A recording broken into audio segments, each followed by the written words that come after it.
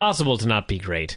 Unlike Impact, this show was, there's some great wrestling on the show. There was some great stuff on the show and some stuff that sucked. This was every Impact. Well, I can't say this is every Impact there's ever been. Most Impacts are far worse. But there was great wrestling because there are some great wrestlers in TNA. And then there was a bunch of stuff that didn't involve wrestling, which was stupid. Really, really stupid. I mean, hard to believe. But the people who write this show are stupid. I think there was a stipulation. Is that here. mean of me to say that? Because the evidence points to there is a mountain of overwhelming evidence. Yeah, it's not a cheap shot. I'm not just saying this to be mean. I mean, I'm pointing out facts. Anyone can make a mistake or have a bad day. This company is founded on 8 years of stupidity. Yeah. There was a stipulation announced on the show that I think, and maybe it's maybe you knock it down the scale because it's not the most important. It's a mid-card stip. But as far as just internal logic, it's the least logical thing they've ever done. I don't know if I'd say that. Vinny, think about what you're saying there.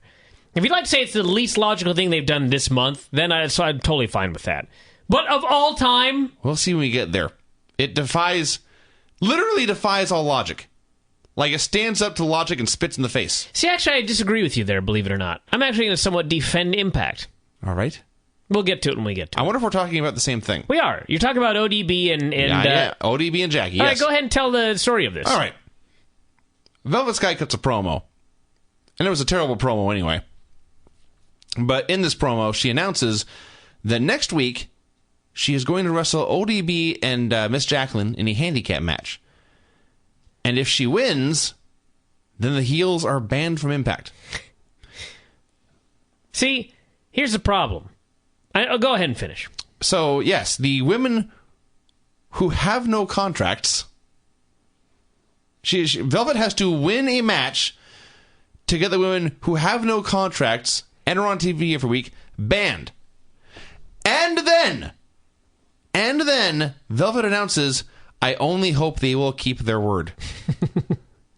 Letting everyone know in advance that even if the heels do lose, they'll be back anyway. See, the problem is, what actually she said was that if she beats them, they promise they won't come back. They promised. So really the only lack of logic is why they're still allowed Impact in the Impact Zone in the first place. It's not like it's a company-created stipulation. I mean, she's having a match, and they've agreed, if we lose this handicap match, we won't come back. We promise. It's still kind of goofy. But in the grand scheme of the history of TNA, that's far from the most illogical thing I've ever seen. If you are correct on that detail, then I will concede I was wrong. I even wrote down exactly what she said. I actually got the exact quote here. I didn't. I just looked on in disbelief. She said... I missed the part about they promised. Next week, she has a handicap match with Jackie and ODB, and if she wins, quote, they have agreed to never show up at the Impact Zone again.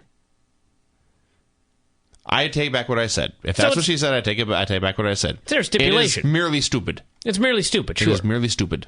Yes, and there's been things far more illogical than this in the history of TNA. So there you go, everybody. There was a fair defense of TNA on my part, because I am a fair man. So they... The first image of the show was a dying cockroach. That wasn't even what I was so pissed off about, because I was reading the first line of my notes, which the first line is, they promised limited commercial interruptions. All I ask for on this show is commercials. I wish that it was a commercial that was an hour and 45 minutes long, and there was only 15 minutes left for the actual television show. That would be awesome. Limited commercial interruptions. This felt like a 5-hour show. This felt like those old 2-hour pay-per-views that, because there were no commercials, they just dragged on into perpetuity. They're still going on right now. In fact, that's true because there was a fucking Flying Elvis on this show. Limited commercial interruptions. Which was even worse because it was brought to us by 5 Hour Energy. I fucking love 5 Hour Energy. Now you have to boycott them. Now I gotta boycott them. Sad. So after the bug died, Hulk Hogan was welcoming Scott Steiner into Immortal. He said, "Man, I love Scott Steiner. Big booty." That's what he said. By the way, how ironic is it, or maybe coincidental, that like the famed Plan 9 from outer space, this Impact also featured a great deal of stock footage. The bug. That's one. There was lots of old school X Division stuff. Yeah. I would much rather watch Plan 9. Let's watch Plan 9 next week. I will. I have it on DVD. Excellent news. Maybe we'll watch that instead of Impact. I have seen it before. Although, let's wait until after the X Division pay-per-view's over, because there's enough good wrestling on this show that I can stomach this program. Points taken. So, Hogan was jazzed to have Scott Steiner on his team. Then he heard Sting's voice calling him Terry. He went wandering through the backstage, and he found a giant TV that was showing an image of the back of Sting's head. A projection TV from about 1999, I might add. Not a flat screen, a projection TV. I don't even know where the fuck they found this thing. The back of Sting's head cut a promo on Hogan. Not even... He may as well have just been waving a sign saying, "I am copying Heath Ledger." In fact, he may have been holding a small screen in front of him with Heath Ledger on it as he went through this promo. Well, he was running the exact same face paint. They're not even pretending it's not a ripoff anymore. No, he may as well get the jacket and the whole 9 yards. But switch to purple. So he cut this wacky promo. He's trying to intimidate Hulk, and at the end of it, Hogan's music played, and Hogan went, So he went out to the ring, called out Anderson. He offered to let Anderson join Immortal and have backup, or he could face the lunatic Sting on his own. Anderson turned him down, said he won the title on his own Slammiversary. Hogan said Anderson owed the one because Bischoff screwed up the ref there. They went back and forth. Then they cut backstage. Sting was taking out everyone with his baseball bat. He wanted to have a talk with Hulkster. He then referenced his own line of dialogue from 1996, saying the only thing for sure about Sting is, forget about it. Lights went out. Sting showed up in the ring. He kneecapped Hogan from behind. Anderson bailed and turned and looked at Sting with the exact same expression I had when looking at Sting. Befuddlement. So, then it got shitty. Sting... It got shitty when Sting, who is supposed to be the babyface, he appears magically, and you forgot a very important part of this. Before, while Hogan is ranting and raving, when they show Sting backstage, he has hit Bully Ray in the head with a fucking baseball bat. Yeah. Bully's he's holding a chair, and Sting hits the chair, which smashes into Bully Ray's head, and he goes down. And also down and dead are Scott Steiner and also Gunner. So keep that in mind. This happened like a minute before everything else we just talked about here. Sure, correct. So Sting appears in the ring. He attacks Hulk Hogan from behind with a fucking baseball bat. He lays him out, and he's mocking and chastising this old crippled man. Sting is supposed to be the baby face. So, of course, shock of all shocks, the fans start booing Sting. Yeah, it went on for several minutes. He was force-feeding him vitamins, making fun of him. Hulk was crying, "You broke my ribs, you broke my ribs." The fans greeted this first with silence. Then they kind of started to moan. Then they booed Sting, and then they cheered for Hulk. Yeah. And you know what? I don't blame them. Sting to go. Was an asshole here. And then Bully, Abyss, Steiner, and Gunner came out. The same guys who 5 minutes ago were fucking beaten, their asses were beaten with a bat. They're totally fine. Yeah. They come out, cut a promo on Sting. They are so angry at Sting, they talk to him. Yeah, and Bully is so angry that he got hit in the head with a fucking bat into a steel chair, into his skull, that the first thing he says is, "If there's one thing I can't stand, it's a bully." Ha ha! Comedy, everyone. Ho ho ho! Comedy. Ho. Bully doesn't like bullies. Ha ha! This was shit. Yes, eventually, Bully Ray booked Sting against Steiner for the main event. Hogan vowed that Sting would never embarrass him again, and that was it. It sucked. And by the way, going back to what I was talking about 5 minutes ago, around the time that Bully was hit with a bat into a chair, into a skull, if anybody thinks that, like, after the X Division pay-per-view, we're going to get all this X Division stuff on TV still, you're wrong. Because that's what they do. And I actually think this pay-per-view is going to do pretty well. They've had good TV leading up to it. They're building it up big. They've got a lot of names from the past. There's going to be a lot of intrigue. It's going to do a good number per pay-per-view standards for TNA. And then when it's over, all those guys are going to be gone, and they're going to go right back to what they were doing before. Mm-hmm. That's what they do here. They learn nothing from their failures. They learn nothing from their successes. That's why they just linger on. It was time for the roundup of house show matches from the Bound for Glory series. James Storm won. They were listing all the winners and glossing over the losers, which is fine. And then they get to the point where AJ Styles got a win over Gunner. Now, I made fun of Gunner, and I don't know if buried is the right word, but I've predicted doom for the man because his name is Gunner. But they were doing the right thing with him by having him beat everybody. He beat Sting. He was on a giant winning streak, and then he gets his first loss to end the streak, and it's a random match against AJ Styles on a house show, and they just mention they don't even mention that it's his first loss in months. It's just, oh look, Gunner lost. Are you missing the point that last week they made a big deal about the fact that AJ beat Gunner, and then the very next week they just erased it by having, or the other way around. Yes, but Gunner beat AJ, was a big too. deal, and then a week later they just have AJ get his win back. Yep. So after all this, they put up a leaderboard that I swear to God was on screen for 2 seconds. Mm-hmm. I established that Crimson was in first place. That's all I got out of this. I was able to determine that 4 men had 14 points, 3 men had 7, and Crimson had 17, and I have no idea who the 4 men or the 3 men were, because, again, it was on the screen for literally 3 seconds. You did some fast reading. Samoa Joe wrestled Devon. Actually, I like this. It kind of annoyed me at first, and by the end I was into it. The gimmick is there's different ways to get points, and you get more points for a submission than you do for a pinfall. So Samoa Joe was, even though he had many opportunities to try and pin Devon, he was trying to go for a submission and get extra points. He tried Kimura, he tried his choke, he tried a bunch of things. Devon escaped them all, and finally won with a spine buster. Never knew Devon's submission defense was so good. You underestimated the man. Or perhaps Samoa Joe's submission offense just is no good. It's hard to tell. One or the other, or both. But, yes, so... the wrestling, to no surprise, was fun, and the storyline, the announcers, to their credit, and they never do this, hardly ever, but they did a great job of explaining what was going on. Thank God! Yeah. They probably figured out, these people need all the help they can get understanding this. Yeah. So, Devon won, and then they put the leaderboard up again for 2 seconds and took it away. So actually I didn't even see the leaderboard the second time, which should tell you how fast it was on the screen.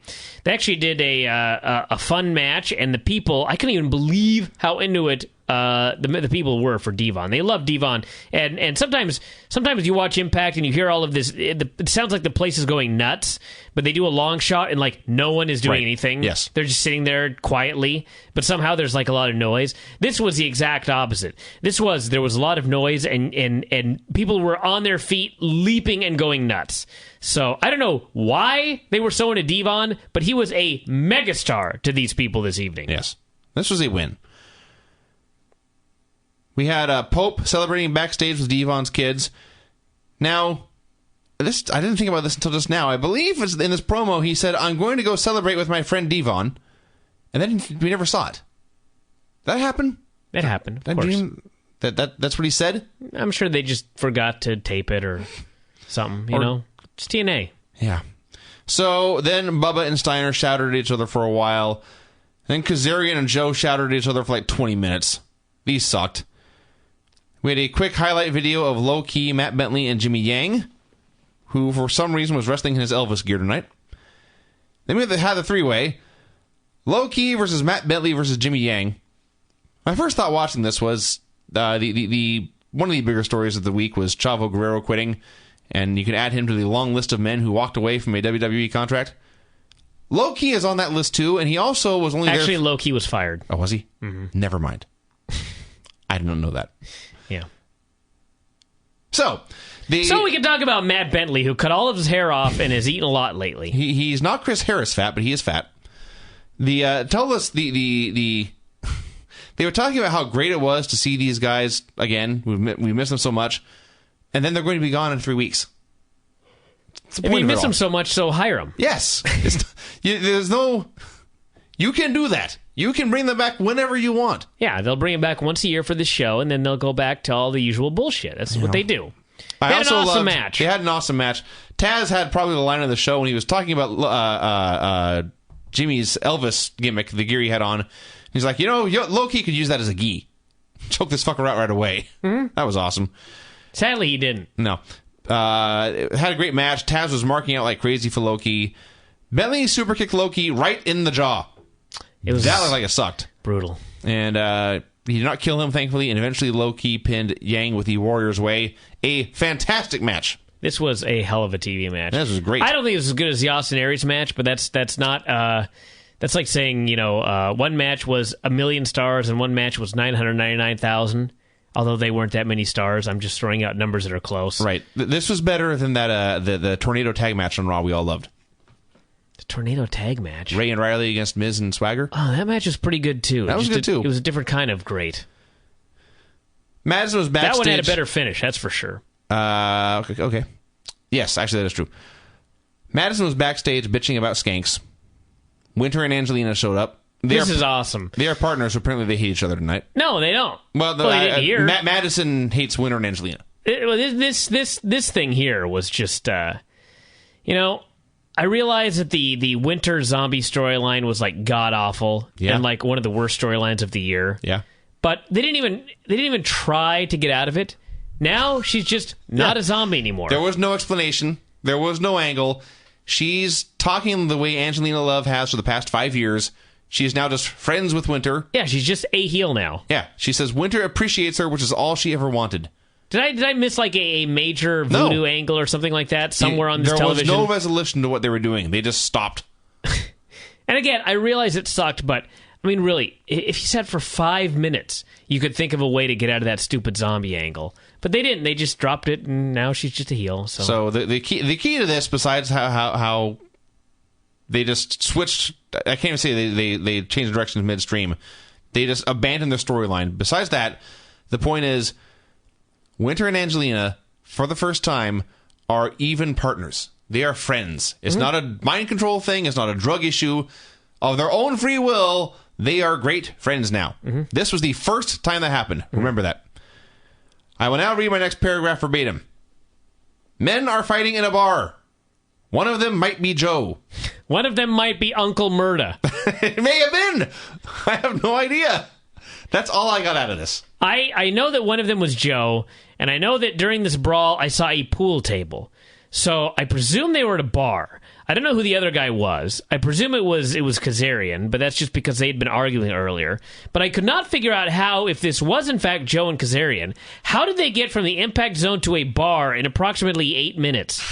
I don't know. That's a great mystery. That is a lack of logic, bigger than the one with ODB and Madison. Speaking of Madison and Angelina and Winter versus Mickey and Tessmacher and Tara in an elimination match. Why did this have to be an elimination match? Because they did one on Raw a couple of weeks ago that everyone thought was stupid, so they decided to do it here? I guess so. This was even dumber. This was even dumber because, holy fuck. They have a match, and first off, Tessmacher is running wild. She's using her ass as a weapon. Using her ass as a weapon. She's running wild, and all of a sudden, in the middle of this big running wild, Winter just pinned her. Looked like a complete geek. The Northern Lights suplex and pinned her, yes. So she's gone. It wasn't even like the heel cheated. It wasn't anything like that. It was just she got out-wrestled by the heel and beaten. Correct. Because she sucks, apparently, in storyline. So then Madison pinned Tara after Angelina and Winter double-teamed Tara and Madison stole the pin. You got all that? If you don't worry. All you have to know is it was bullshit. Then Mickey super kicked Madison right in front of Winter and Angelina, who didn't even try to break up the pin because, of course, these girls don't all like each other. But apparently, Winter and Angelina like each other. However, they double team Mickey, and Angelina hits a backbreaker, and she's going to make the pin, but Winter flips out and tells her, "No, it's my turn to get the pin." The tag partners who just got together, who finally are on the same fucking page, now they're fighting. And so as they're arguing, friends for 10 minutes. As they're arguing, Mickey makes a fucking comeback. She pinned Angelina. She pinned Winter. And for a brief second there, I thought, that was a good comeback by the babyface. She beat the two heels. And then I realized that Mickey is the fucking champion. and she just proceeded to beat all the girls. She conquered the entire division. She must now move on to the men. Who puts these matches together? Tards. Like, I can't even say, like, a fan. Because a fan would not have done something this stupid. A fan would know better than to have the champ just destroy the whole division. Yeah, this sucked. I am more upset about Winter and Angelina fighting. I'm not. It happens all the time. Happens all the fucking time. All the time, but still. That's why this goddamn tournament, that's why this fucking tournament has tag team matches. Because only the guy that gets the pin gets the points. So they designed this tournament, and they put tag teams in it just so all of the teams could fight each other. Speaking of that, sort of, during this match, Mike Tenay plugged the Impact Wrestling fantasy game, told us to tell our friends. No. Now let me say another thing. Then we had Gunner on the screen, and God bless Dave. But Dave is always talking about how one of the strengths of Vince Russo and Impact is these guys cut good promos. Okay, and I strongly disagree, because Gunner.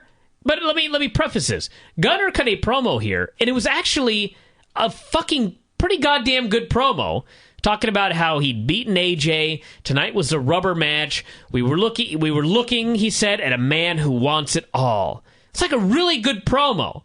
So some of you were saying, well, then Dave's right. Well, no, Dave's wrong, because you see, this was a good promo if he was a fucking babyface.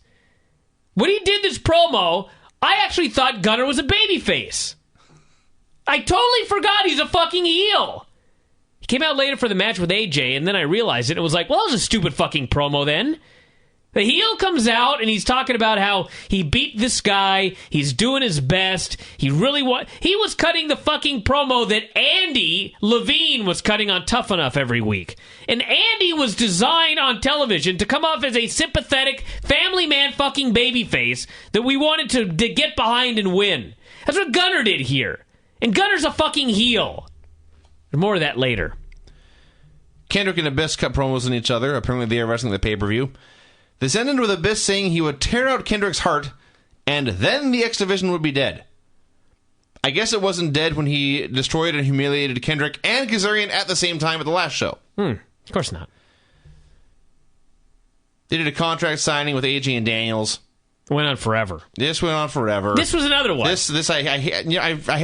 I'm even the only one, but I hated this segment. Well, here's another one. Daniels and AJ come out, and I'm pretty sure, I shouldn't even say I'm pretty sure, because God knows what these idiots are doing, but I'm pretty sure that AJ is going to be a long-term babyface. I don't see a heel turn in AJ's future. If anything, I see a heel turn in Daniels' future. Sure. But the way they had this contract signing, Daniels is out there with AJ, and they're about to sign an AJ box, the babyface box, and he's like, "Are you sure you want to do this?" And Daniel's like, "Fuck yeah, I want to do this. It's about competition. It's about, it's not going to be personal here. I just want this match. Let's go out and have a great main event." And AJ's like, "Oh, well, I don't want this to become personal and blah, blah, blah." Point is, of the two, AJ is the one coming off heelish here. And I would bet you dollars to dimes that if anybody turns heel in this fucking feud, it's going to be Daniels after the match at the pay-per-view. But these people have no idea what they're doing. They have no idea how to make a babyface. They have no idea how to make a heel. That's why nobody's over in this company. That's why nobody gives a shit about anybody in this fucking company. I will give a rebuttal to your point and then a rebuttal to my own rebuttal. Taz even pointed this out, that when Daniels, he gave his big speech about how it's all about competition and doing the best thing for the division and thing for the company, he finished his point and Taz outright said, "I don't believe him." So the storyline is supposed to be that Daniels is lying. He's a dickhead who is full of shit. That's what it's going to be when he turns. Now, the flaw in that logic is that means AJ is stupid enough to believe him. So yes, he's completely unlikable. So they're going on about what great friends they are. I don't think he's completely unlikable. It's just, this is not how a babyface responds to these situations. Yes. Oh, are you really sure you want this match? What fucking babyface says that? I don't know. So they're rambling on. Out came Jerry Lynn, who, it should be noted, does not age. No. He has looked the same forever. He, actually, he had nothing to say. So it was all about the wrestling and getting the fans something special. Took him 15 minutes to agree to do a 4-way next week. Yeah, RVD came out. Now, somewhere in here, Daniel started talking about Rob Van Dam versus Jerry Lynn for the pay-per-view like it was already booked. No, maybe he's booking matches now. Who knows? But he didn't even make an announcement. Makes as much sense as anything else. He just talked about it in past tense like it was common knowledge. That's because they probably figured we'll put a graphic up, but then they forgot. He also said it would be the greatest pay-per-view of all time. That's a lie. That is an outright lie. And this is when Gunner ran down and attacked AJ, and I suddenly realized that Gunner is a heel after he cut his babyface promo earlier. So they have a match, and AJ Styles is really great. True. He was fucking great in this match, and I don't know. I know he's always great, but I think that because he was so great with Gunner, it made me appreciate his greatness even more. He beat the fuck out of this guy forever and did an awesome flip dive to the outside. And then they had the finish. They're having this great match. I'm enjoying myself immensely watching Impact. And then AJ goes outside for a spot, and Gunner grabs. Actually, what really happened was I turn around and Gunner has hit his F5, and he goes for the cover. And Earl Hebner does the slowest 3 count of all time. And I looked at you and I said, "Why is he counting so slow?" And you said, "Because he's mad at Gunner." And I said, "Why is he mad at Gunner?" And you said, "Because Gunner got in the way. Gunner moved him in the way, or in the way, something like that." So I was like, "Okay, hold on. This can't possibly be the reason for this." So I rewind and I go back, and sure enough, AJ has gone outside for a spot, and Gunner grabs Earl Hebner with both hands by the shirt, and he's yanking him and moving him and pushing him all over the place. And this distracts AJ, and Gunner then shoves Earl out of the way. He kicks the ropes into AJ's balls, and then he brings him in the ring and he hits the F5, and then the ref drops down and does the slowest ever count of all time to count the pinfall. And again, what the fuck? If Earl Hebner is so fucking pissed off that a guy was manhandling, why didn't he just call for the bell? Why didn't he enforce the rules? Why didn't he call for the bell? Why did he count slow? This was just...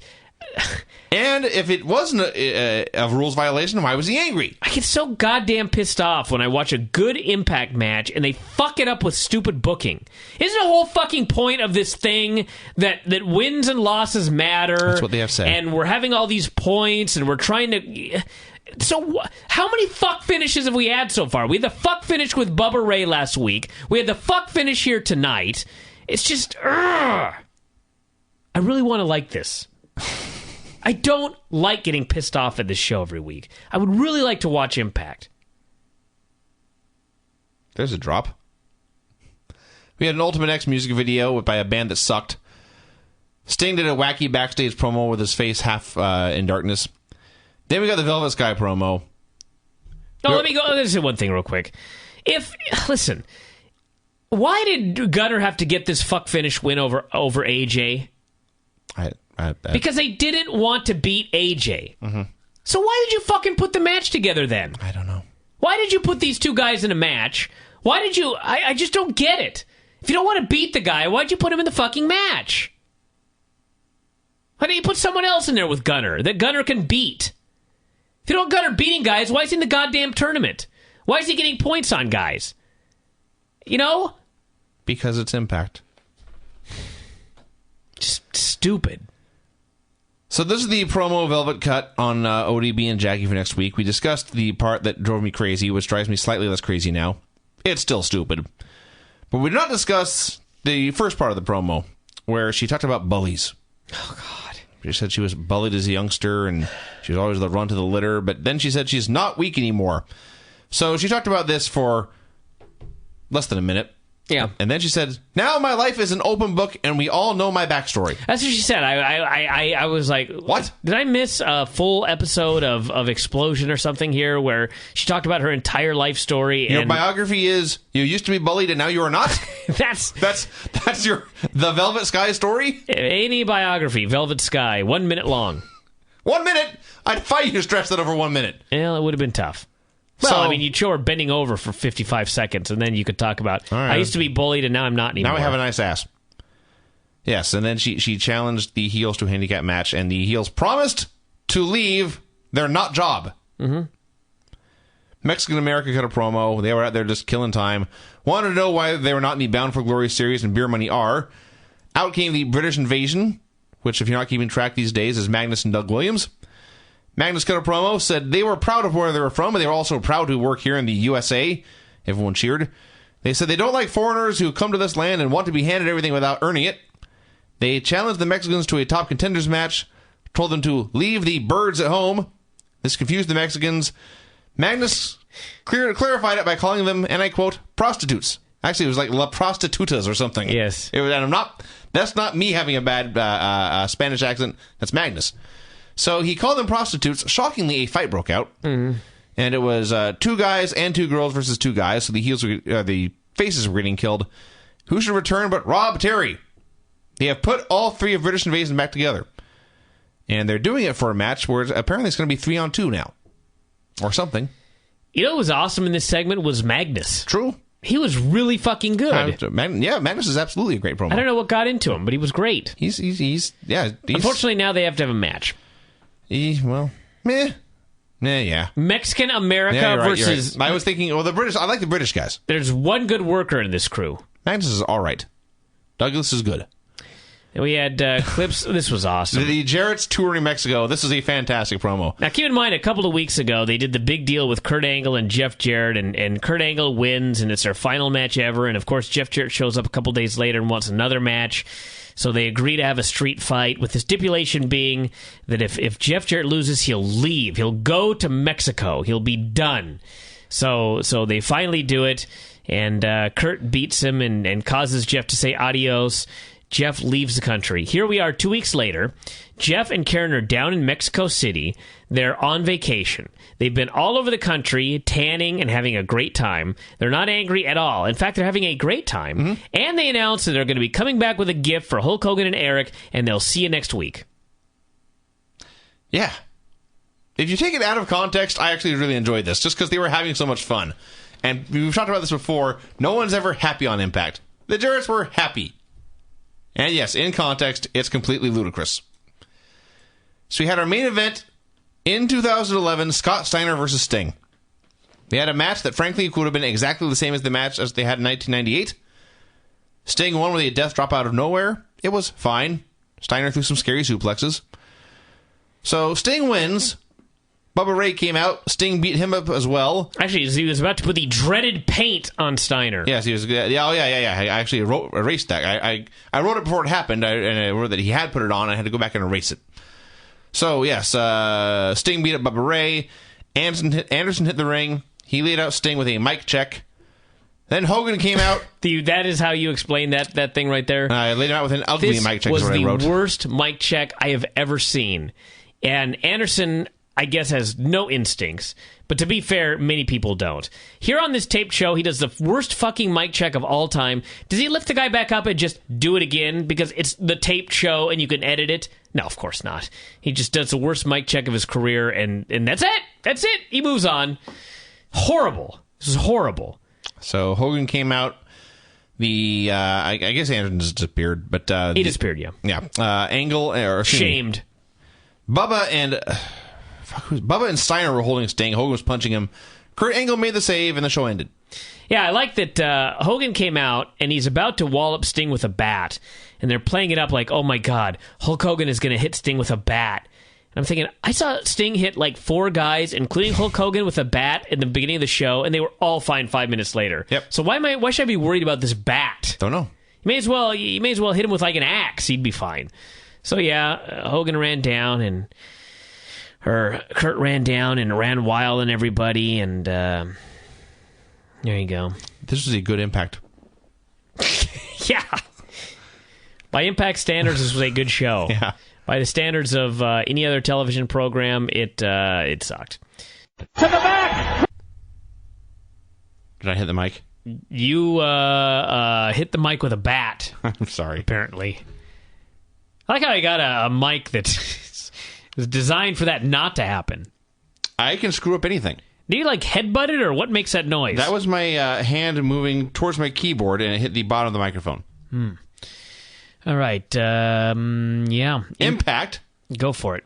Opened with 3 replays of the worst mic check of all time from last week. Yeah, remember we were talking last week about how horrible that mic check was that Mr. Anderson delivered on Sting? They re-showed it 3 times from 3 different angles. Yeah. It was so bad that by the 3rd angle, I was starting to try and figure out who was actually supposed to be hurt in this move.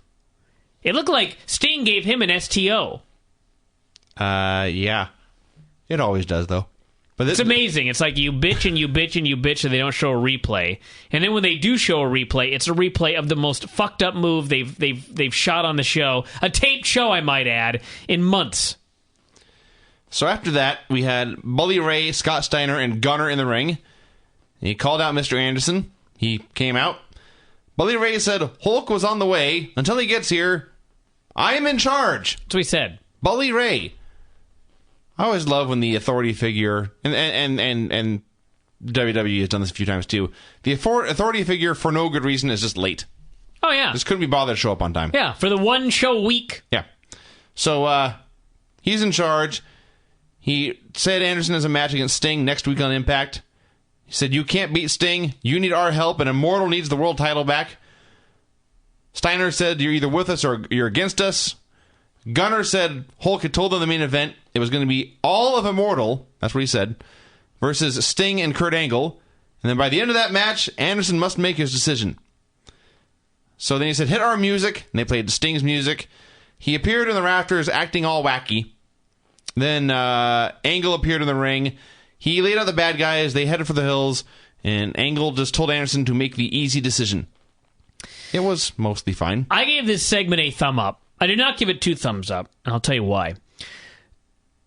What is my pet peeve when it comes to Impact? And I realize there are thousands of them. A loaded question. Name one. They mentioned it in this segment.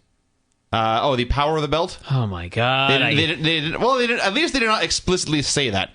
They said they needed the title, and he did not say why. So it was implied that they need the power that goes with the belt. Well, the belt gives you power. This has been said 1,000,000 times. Now, you see, it's one thing when you keep saying that the belt gives you power. I mean, they've been doing this storyline for like 2 years now. He who has the belt has the power. They say that phrase over and over again. He who has the belt has the power. He has the, and Bully's talking about Immortal needs that belt. They need that belt. Why do they need the belt? The power. Okay. As much as I hate that, it was 10 times as stupid in this segment as Mr. Anderson is standing there with the belt. He's completely impotent. And meanwhile, Bully Ray, who does not in fact have the belt, is the man calling the shots and the man who does in fact have all the power. Is this stuff that hard? I suppose that's true. Why do they need this goddamn belt if they've got the power now? I don't know. What difference does a belt make? I don't know. This was stupid. So 1 thumb up, because other than that, everything was great. If they'd never mentioned that stupid thing about how we need the belt, which, of course, I don't know how you do the storyline without it, but it'd be nice if the guy with the belt actually displayed power. I am just going to overlook that because I'm in a good mood. I'm going to be nice to Impact this week, and I'm going to say this segment, without wasting too much time, established a storyline for the show. Mr. Anderson had to decide whose side he was on, and he had to decide by the end of the main event. Great. I might also add, however, that later in the show, Sting did mention that he needed the belt so he could have the power back. We'll get to that when we get to that. We had a quick segment with Beer Money. Robert Roode's shoulder was still hurt, but he had to wrestle his Bound for Glory series match because, as he said, I need points. I don't have any yet. He noted that Storm later will be teaming with Matt Morgan, and he said that team should be known as Beer Giants. They could come up with giant beers. I like Beer Giant. So, they showed clips of the Bound for Glory matches on the weekend. Someone has complained about the 50-50 booking here. And sure enough, you had Devon beating Bubba, and then Bubba turning around and beating Devon. And then we had RVD beat AJ, Crimson beat RVD. They showed the leaderboard for about 4 seconds this time. That's an improvement of 1 second. That is an improvement. Bound for Glory series match, Crimson versus Bobby Roode. No complaints about this match whatsoever. They had a decent amount of time, about 4 or 5 minutes. They told an easy story, which is that every time Crimson had to cut Roode off, he just went for the hurt shoulder. And then finally at the end, he threw him shoulder first into the turnbuckle, and Roode turned around and ate the Raideen bomb for the win. Yay, Impact! Bobby Roode is pretty good. Bobby Roode is awfully, awfully good. Crimson is very green. Crimson is very green, and Bobby Roode carried him here. So thumbs up for both of these men. We had 3 X-Division guys who had never appeared on Impact before. The first was someone named Tony Nese. I've never heard of him. He said he'd be wrestling later. Abyss was freaking out backstage. His mask was missing. Then it was revealed Kendrick had the mask. We were promised an appearance. In fact, we got an appearance here by Jack Evans, the Prince of Parkland, here on Impact Wrestling.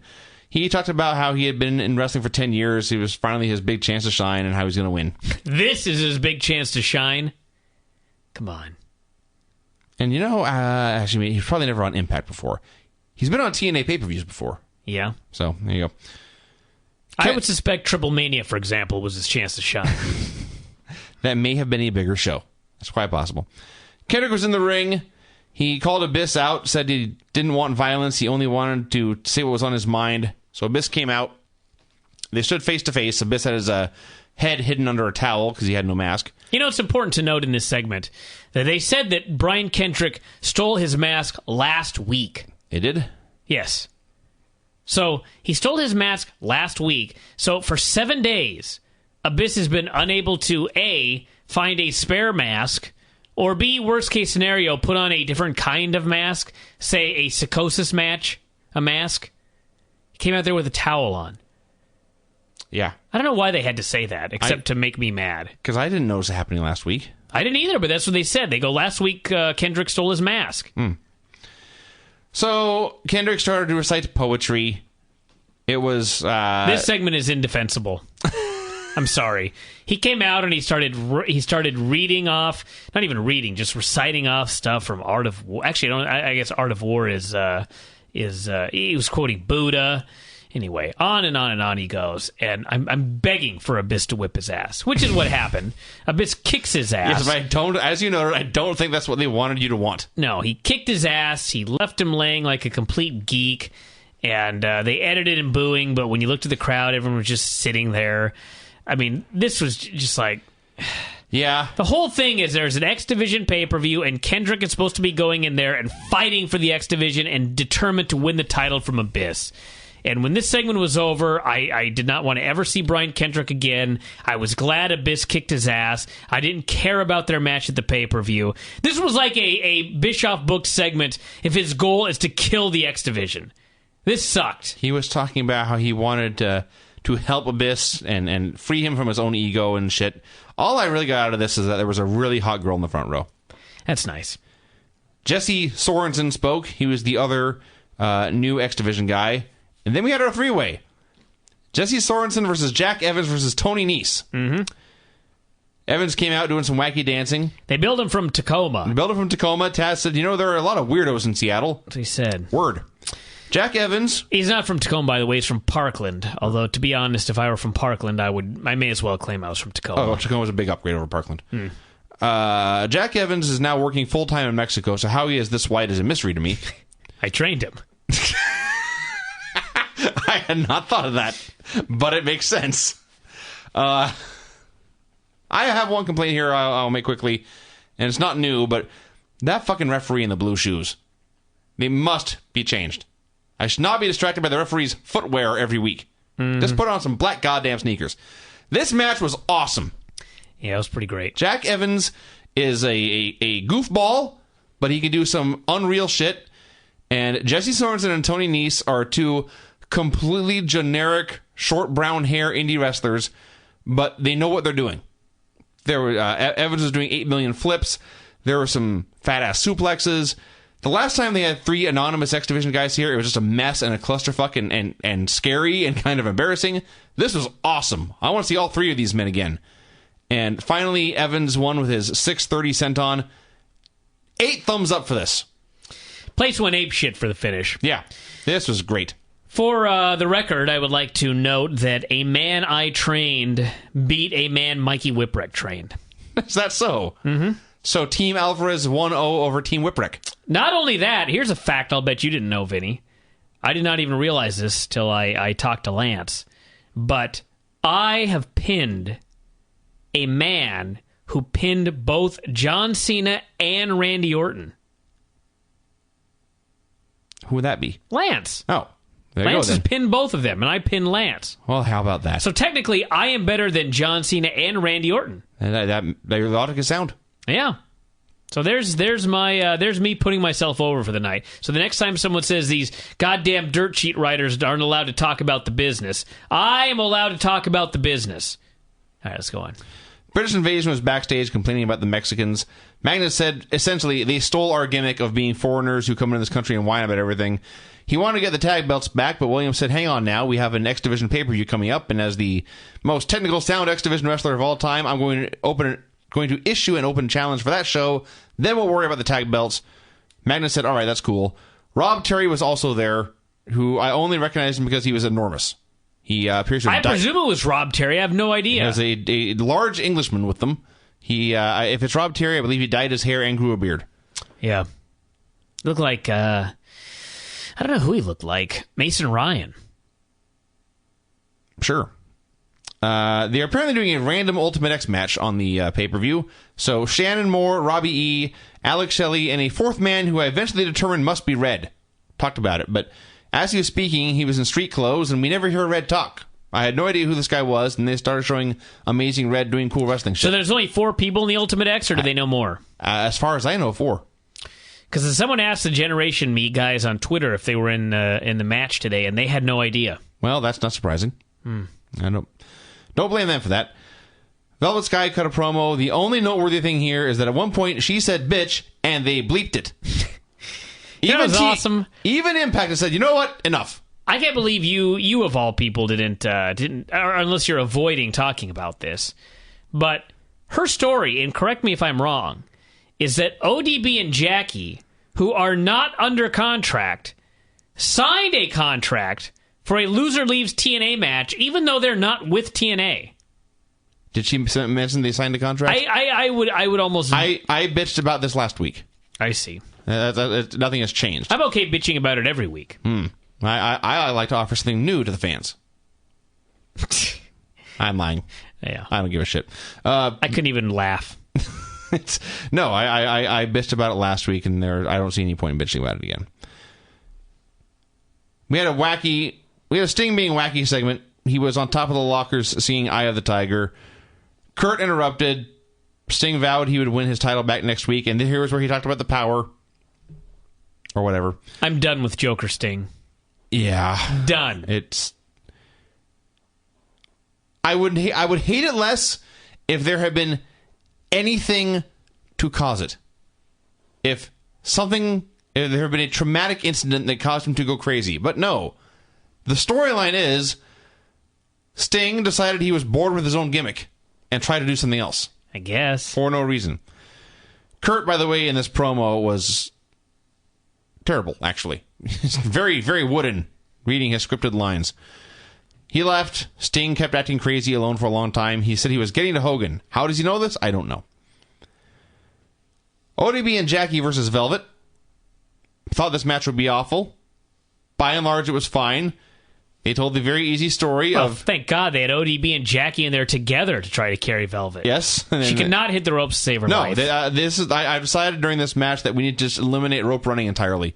No one can do it anymore. Not only can she not hit the ropes, but in not hitting the ropes, she can't even run in a straight line to the other side of the ring. Yeah. She runs like she's like there's a, like the ropes on one side are a giant, like the sun. And the gravity is pulling her towards that side of the ring. It's astounding. She's no good. But they at least did the handicap formula right here, where 2 girls beat up one, then the one girl made her own comeback, and she got cut off. ODB grabbed a chair. And this was awesome. God, I hate this show sometimes. ODB grabs a chair right in front of the ref. And the ref's like, no, you cannot use it. No, stop. She uses it anyway. Right in front of the guy. It's fine. It's fine. Well, Velvet dodged, and so ODB hit her own partner. So who would you disqualify there? You throw the match out, or I don't know. All right. I don't know. I don't know. There's no okay, so fine. If there's no disqualification to 3, why would I tell him not to fucking use the chair then? What was his plan? It would only have been a disqualification if she had hit Velvet. She hit her own partner with a chair. I guess that's not in the rules. Stupid. Or that you can't do this. So anyway, she hit Jackie with a chair. Velvet kicked ODB out and then hit Jackie with a DDT to pin her. And then ODB, who vowed to never return if they lost this match, was laying on the floor shouting, "You're not getting rid of me." I knew it. Oh, she's not back yet. Devon and Pope had a meeting. Apparently they were tag teaming tonight. Pope had glasses for Devon as a gift. Devon said they were not brothers, they were not friends, and if Pope double-crossed him, then he'd be sorry they ever met. Daniels did a promo about AJ, or actually they did a promo about each other and their friendship in the X Division and all this. All I know is in one line here, Daniel said, "It's not going to be an X Division match. This is the real thing." I don't know what that means. What? I don't know. Then we had our four-way. RVD versus Rob Van Dam versus Chris Daniels versus Jerry Lynn versus AJ Styles. No mention at any point in this of the traumatic back injury Jerry Lynn went through and had to come back from, but they just noted he had not been on in a while. They had a hell of a four-way match. Lynn did in fact look as good as ever. Lynn is 48 fucking years old, and he just came off fucking back surgery. Yes. He was like the best wrestler I ever saw. He's pretty amazing. I couldn't even believe how good he was on this show. Pretty amazing. Yeah. He literally was the most amazing thing I've ever seen on this show. I was never into, when people talked about the series he had with RVD and ECW, I was never that into it. And now with each passing year, I get more and more impressed with him. He's getting better as the years go by. It's crazy. So the finish was, he was in there with Daniels. RVD blind tagged himself in as Lynn hit a kryptonite crunch on Daniels. And then Rob Van Dam, who was now legal, followed with a frog splash on Daniels for the pin. So RVD won. Really didn't matter that much. There's a very fun four-way. All right. Yeah, it didn't matter, but at the same time, it was weird that, okay, of the four, the two guys that are headlining the show, the two guys that are going on last are AJ and Daniels. So to me, those are the two guys you don't pin. I wouldn't pin Jerry Lynn because he's making his return. You could have found a way to pin RVD. That's what I would have done. All right. I honestly was not even sure that AJ and Daniels were going on last. But what else headlines? I had no idea. It better not be Abyss and Kendrick. Fair point. It's pretty much your only other option. I guess so. Regardless, this is a very fun match to watch. And then we went from that to Eric Young. I gave that 2 thumbs up, by the way. That was an awesome segment. I actually went 2 giant thumbs up. It was amazing when you watch the match, too, because, this is TNA and they fuck everything up, but you had 4 guys in there that know what they're doing. Yeah. So even though it's AJ and RVD, or AJ and Daniels and Jerry Lynn and RVD, they made it a 4 corners match, and these guys worked their asses off to make sure that RVD and Lynn were almost never in together, and AJ and Daniels were almost never in together. That way you still actually want to see with the fucking pay-per-view. This is what happens when you let people know what they're doing actually have some power here in this program. You let a fucking idiot who doesn't know what he's doing in charge of the program, and you just get idiocy. So, in other words, long story short, get people to know what they're doing on this show, and it'll be a great show. We went from that to Eric Young. Something about a trailer and being a TV star. I don't think he mentioned Popeye this week. I don't care. You know what he didn't mention? He's the TV champion. Sure. What the hell does that mean? I don't give a shit. Well, he never wrestles on TV. No. I can't remember the last time he defended the TV title. No. What the fuck is a TV title then? A paperweight. Got me there. A lump of leather and tin. I don't know. James Storm and Matt Morgan, the team of beer giants, versus Pope and Devon Dudley. Taz, for the first time in this stupid series, deliberately and explicitly pointed out that the team does not get points, only the winner of the match gets points. So you were right 2 weeks ago when you were talking about how this is the one time where it makes sense for teams to fight with their own partners, and they still don't. And now they aren't. Now they aren't. Astounding. Now they aren't. You know what else was great about this when they mentioned that was the obvious question is, all right, so if the guy who wins is the only one that gets the points, what happens if there is a disqualification or a count out? I don't know. Of course not. They never thought about that. Or if they did, they just figured that we never thought about it. But guess what? I thought about it. I'd like an answer to this question. So they got the heat on Devon. He got a hot tag to Pope, who then ran wild on James Storm, but everyone loves James Storm, so this did not work too well. Somewhere in here, Pope was able to clobber Storm with the title belt. He then commanded Devon to get the pin so Devon can get the points. This left Pope with no points. Devon was confused. It was apparently supposed to be an act of sacrifice and friendship because Pope really, really wants to be friends with Devon for whatever reason. So he can fuck his wife. Great. That's some motivation. They actually showed the leaderboard for, I don't know, 10 seconds or so. I was able to process information. I did not write it all down, but I was able to determine that Crimson is first, and tied for second are Devon and Gunner. Yes. Great. That's all we Wait, need. Devon and Gunner? That's not true. Wasn't it? No, Devon has 7 points now. He had no points going into this. Who was somebody? No, because he had pinned Bubba on the house show. That's at least 2 wins for him. I could have sworn it said Devon had 7 points. Let me see if they got the leaderboard on back? Impact Wrestling. I'm not going back to watch this fucking show. Let me check ImpactWrestling.com. The Jarrett's cut a promo from Mexico. They vowed to be back next week. They were going to have a big triumphant return, and Karen promised a surprise for everyone in Immortal.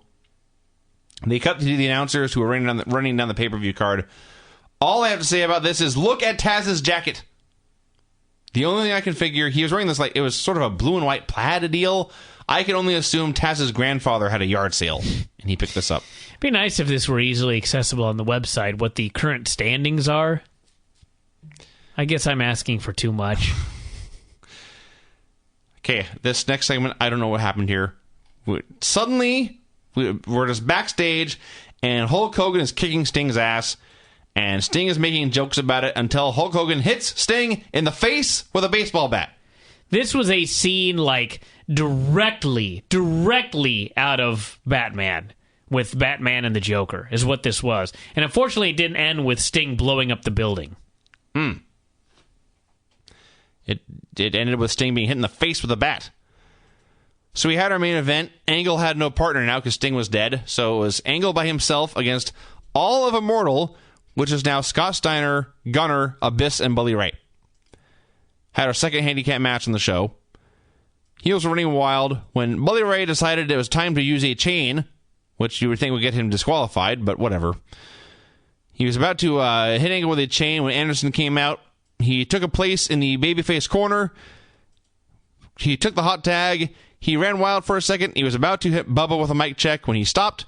He let Bubba go, and he hit Angle with a mic check instead. He dragged Angle into the ring, and Bubba pinned him.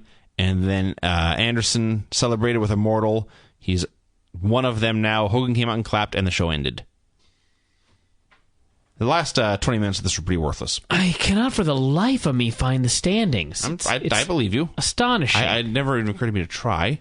I mean, for God's sake, they've got a 15-minute after the bell Impact post show, and I'm scrambling through it here. Like every 1 minute, I click forward, and of course, it's nowhere to be found. TNA Bound for Glory series. Find it for me. I mean, this has to be. I mean, really? It's nowhere on the site. Coverage from Impact. This is yeah. We have it. According to James Caldwell of the PW Torch, number 1 is Crimson. How many points? 31. Okay, that's right. And then a tie for second. Gunner with 21 points. And Brother Devon. Really? 21 points. Who the fuck had 7 then? I could have sworn it was Devon. Scott Steiner. So, what? You just can't read. Well, no, it pisses me off because, listen, if Devon had no points, all right, then I can understand Pope giving Devon the win because this poor fucker's got no points. Let me help you out and give you 7 points. When it turns out that he had 14 points and Pope had none, that makes the whole thing preposterous, right? It's just Pope giving his win to Devon either way. I just think it's stupid. Anyway. I have better things to do than argue with you about this. I mean, it is, yes, it's him giving him the points either way, but at least it's like, it seems like, I don't know. This actually makes more sense because if you're at the top of the standings, points are more important. Pope right now has no points in 6 matches. He ain't winning the damn thing. I know, but let's just say he may as well give up his points to Devon, who has a chance. Okay, let's say you had $1,000 though, okay? Okay. And I give you $100. That's nice of me, right? But if you've got no money and I give you $100 and it's like, wow, I really helped you out. Does that make sense? I guess. Because, I mean, realistically, is Devon winning this tournament? I would not book Brother Devon to win this tournament. No. So if I was in charge. So most likely he's not. So you could have done the storyline by having him have no points, and then as part of this tag team storyline, Pope, to be his friend, lets him get his first points on the leaderboard. That's how I would have done it. But they probably booked a bunch of shit and then realized, we need to, what can we do? Oh, let's have Pope give him his enough points to get in third place. I don't know. I liked it better when he had no points. I like my idea better. Of course you do. Are you telling me that Vince Russo had a better idea than me? No, I'm saying you always like your idea better than anyone else's. Well, not necessarily. Lance Storm's idea today about how to book the CM Punk angle through WrestleMania, that was a pretty goddamn good idea. I don't know if my idea was better, especially since I didn't have an idea. That so there does you go. suggest. So there you go. That if I had one, it would be better? It suggests that Lance's idea is better than what you have now. Well, actually, I did suggest an idea for Lance, and boy, did he shoot that down. Well, there you go, then. To the back! Right as Oh, upset. my God. That was the best Granny segment ever. It was up there.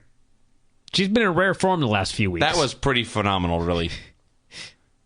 Money I earned at the racetrack. Yeah! She earned her money there, Vinny. Don't question her. I'm How not dare questioning. you? I'm repeating. Yeah.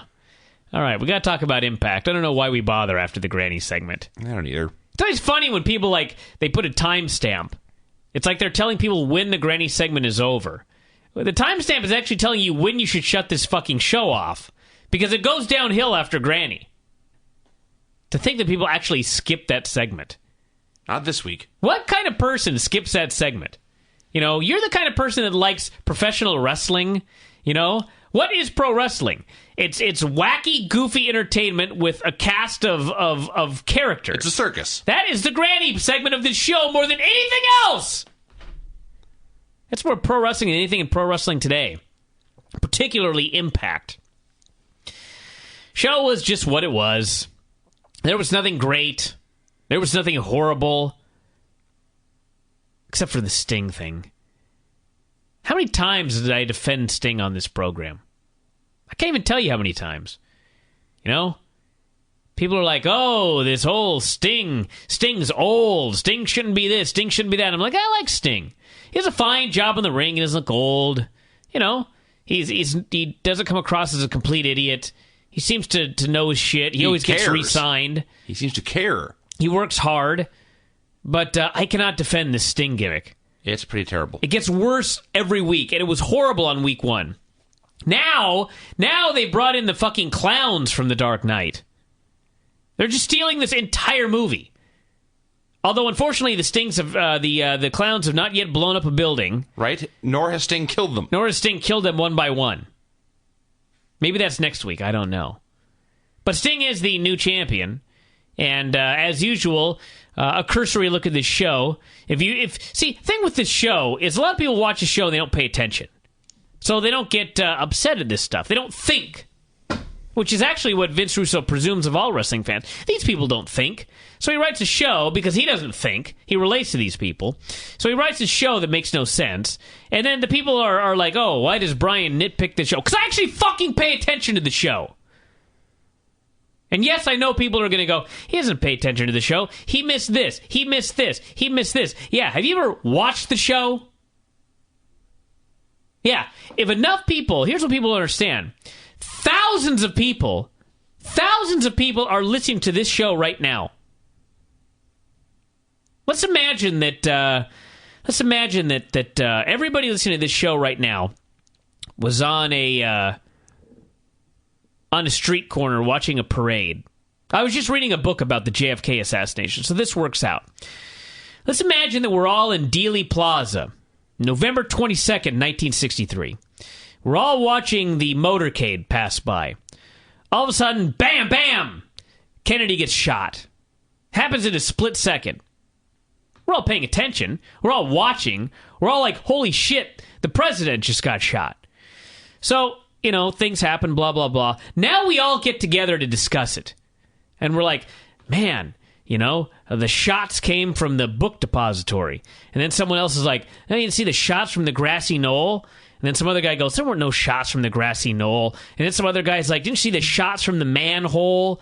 And the other guy goes, yeah, well, didn't you see this and didn't you see that? Yeah, when thousands of people witness an event, if I go right about the event and I miss a thing or two, yeah, someone in the thousands probably picked it up. Maybe a few people did. That's what people understand when listening to this show. I pay attention to these programs. Sometimes I miss something here and there. Perhaps I'm typing. Perhaps one of my cats vomited, and I had to go over and clean it up. Perhaps I grabbed myself something to drink, and I just missed one thing on this show. If enough people are watching this show, they're going to go, hey, Brian missed a thing when so-and-so did so-and-so. He must not be paying attention. No, you're one of 1,000 people who just happen to see one thing. And if thousands of people all see one thing, you're all going to find something I didn't see. The point is, I pay attention to this show. I pay pretty fucking close attention to this show. And by doing so, it is to my detriment. Because you see these things that your average fan doesn't see because he's not paying close attention, nor is the person writing this show. I don't even know what got me on this tirade. But the main event on this show really... There's something on the main event of this show that just really pissed me off. We'll get into that here in a second. Go ahead and start this show, Vinny. Show opened with hell of a start. Let me start. God damn it. The show started, and the first thing Mike Tenay says, these are the first 7 words, or 8 words, or however many words it is, that comes out of his mouth. He says, quote, on the heels of a terrific Destination X... And I expected him to conclude, everything is back to normal. Sadly, he didn't, but that is exactly what happened on this program. Everything was just back to normal. It was, yes.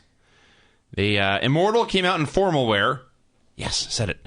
Abyss was in a tuxedo with these sleeves torn off. Ha, ha, ha. He came out. There was a set of poker chips in the ring for a poker table with chips. Bischoff said they were going to gamble with people's careers, you see. God knows why the people in charge want to do this. They said they were having a party to welcome Anderson into Immortal. They brought him out. He was wearing a camouflage tuxedo. Don't ask me why. Don't ask me where you get that. Tacoma Discount World would have just yanked that thing off the rack. Maybe some people go hunting in their wedding gear. Hulk said he and Anderson had always strived to be the best they could be. Comedy. So the lights went out. Actually, I believe that more in Hogan's case than Anderson's case. I mean, I do too. But the lights went out. They came back on. Sting was sitting at the poker table. So you've got, I don't know, a dozen evil, angry men, and their arch enemy is now within grasp at the poker table, and they all stand there and let him speak his mind. Mm-hmm. Wrestling sucks. He basically said he still wanted to get the company back to Dixie. That's his mission in life. Hulk threatened to kick his ass. Sting said he had aces, like the network ace. Apparently the network is still in charge, even though Hogan is still in charge. Don't ask me. I guess because Dixie is nice in storyline, but was there like a glory period that I missed when Dixie Carter was in charge?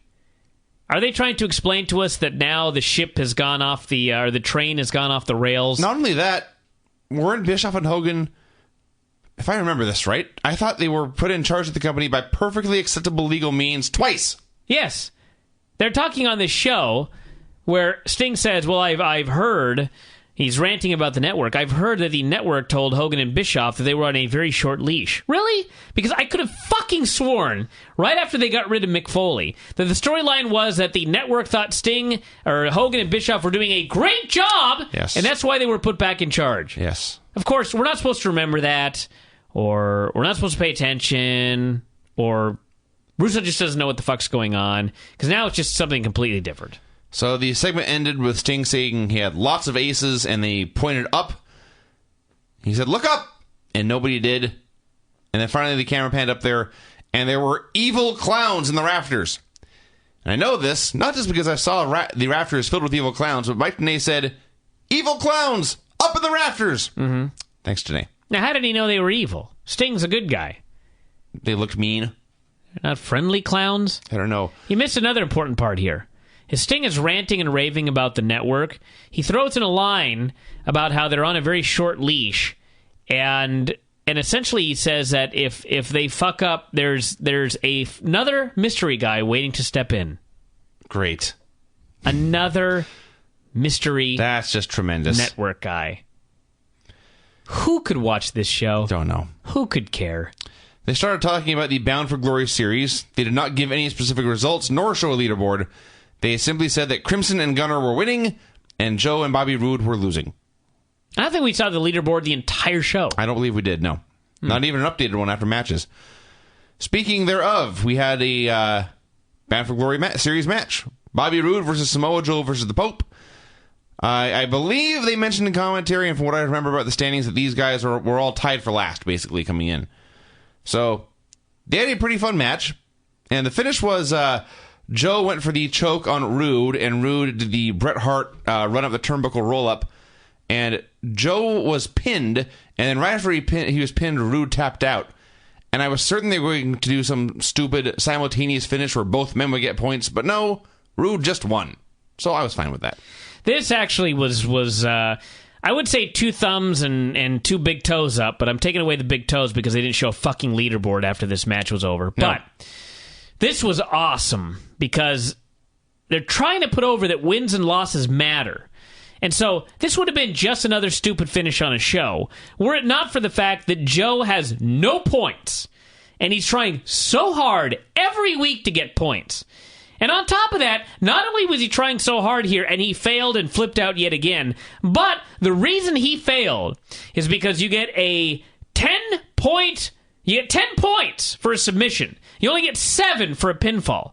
So this fucking fatty was so greedy to get his 10 points off a submission that he would not let go of the submission when his shoulders were down, and thus he got pinned. Mm-hmm. Awesome. This was good. We had But again, no leaderboard. No. We had Hogan telling Immortal... This is almost exactly what they said. They said they wanted something bad to happen to Sting, but they didn't want any evidence coming back to them to incriminate them. Yeah. That's almost word for word what they said. Mm-hmm. So then, after giving this very, very thinly veiled message that they want Sting taken out, Abyss blows their cover by saying, "All right, let's go." And then Bischoff scolded him for losing the X title. Then the Jarretts arrived and talked about how great Mexico was. Jarrett showed off the AAA belt. Everyone was happy, and they all started having margaritas. Yeah. Pope, after having just lost his match, was being given a pep talk by Devon's kids. This made Devon upset.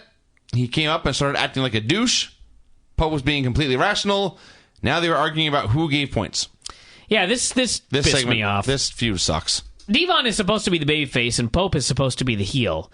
And meanwhile, Devon is acting like a complete asshole. Mm-hmm. Yes, Pope has done some bad things in the past, but since his storyline started with the kids, Devon has been a complete dick to this guy. And Pope has been a perfect gentleman. Mm-hmm. He has not been in any strip clubs per vignettes. He has not been hustling or doing whatever he was doing with the dogs. He's just been there mentoring some young fellas. This is why nobody cares about anybody on TNA, because everybody acts so irrationally. Yeah. It's impossible to get behind a person if they're acting like a complete madman, which Devon is doing in this storyline. Which everyone does. Yes. Speaking of madmen, they took the time and energy to produce a Best of Immortal DVD. Immortal forever. No way. Yeah. 0 buys. Literally. No one will buy this. I think they call it Immortal. Huh? That's what they call it. Immortal. I see. Sure. May as well. So that's a terrible idea. They did a very long Destination X recap video. The only real notable thing here was, if you didn't see the show and watched this video, you would think Abyss and Kendrick was the main event. It was retroactively put on last. We had Austin Aries versus Shannon Moore. They had a good match with a stupid finish. Aries, I guess Shannon's book is on a chain. So first, Aries tried to use the book, but he got caught. But then as the ref was disposing of the book, for some reason this took him several seconds, that let Aries use the chain to lay Shannon Moore out. Then he did this twisting pescado thing and squashed Shannon's face. His face. Face. Yeah. That sucked. The match was fine unless you're Shannon Moore. If you're just watching at home, it was fine. So Alex Shelley came out. He held up the chain saying, "Everyone saw you use this?" To which Aries snickered and said, "Not everyone," and he left. So Alex Shelley and Austin Aries are going to feud to blow off the Generation Next storyline started in Ring of Honor in like 2004. And of course the ref didn't care, because the ref doesn't give a shit about interference. Anything. Yeah. We had Abyss cutting a promo. He was basically saying that he would beat Kendrick and get his belt back And he turned around and he was killed by an evil clown. Mm-hmm. Shannon was cutting a promo, bitching about Aries cheating. This was awesome. Shannon Moore there in his punk outfit says, "I can't believe Aries cheated." To which point Shelley said, "The greatest man in the world isn't so great if he had to cheat." This is like out of a Mr. Rogers episode. Yes. So then Aries cut a promo. It was, frankly, a total babyface promo, ignoring the fact that he cheated to win, not even bringing it up. And he talked about how it didn't matter if it was the X Division or the X Division champion or the heavyweight champion.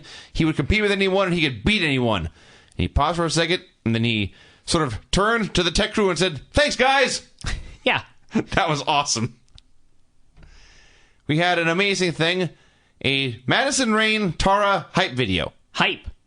To get us excited for this match. Hyperbole. Then they cut promos on each other.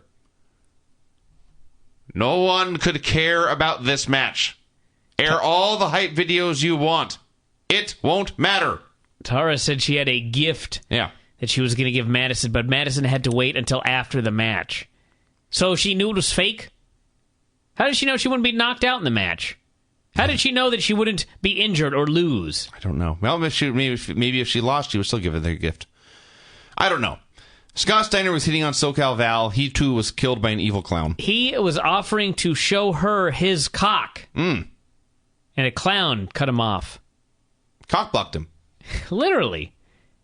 Blocked his cock. Sad day for Scott Steiner. So, Madison wrestled Tara. He was clowned. I suppose he was. Are you proud of that one? Sad day when I'm laughing at my own jokes, and that's the best I can come up with. That joke. Yeah. He was, Brian. He really was clowned. He was legit clowned. What a bozo he turned out to be. Oh, God. This is a free show, right? No one's paying for this, are they? They're paying big money for this clowning. This is shitty. All right. So, they have their match. Madison told Tara to lay down for her. Bozo. Tara responded by hitting her, and they began to grapple.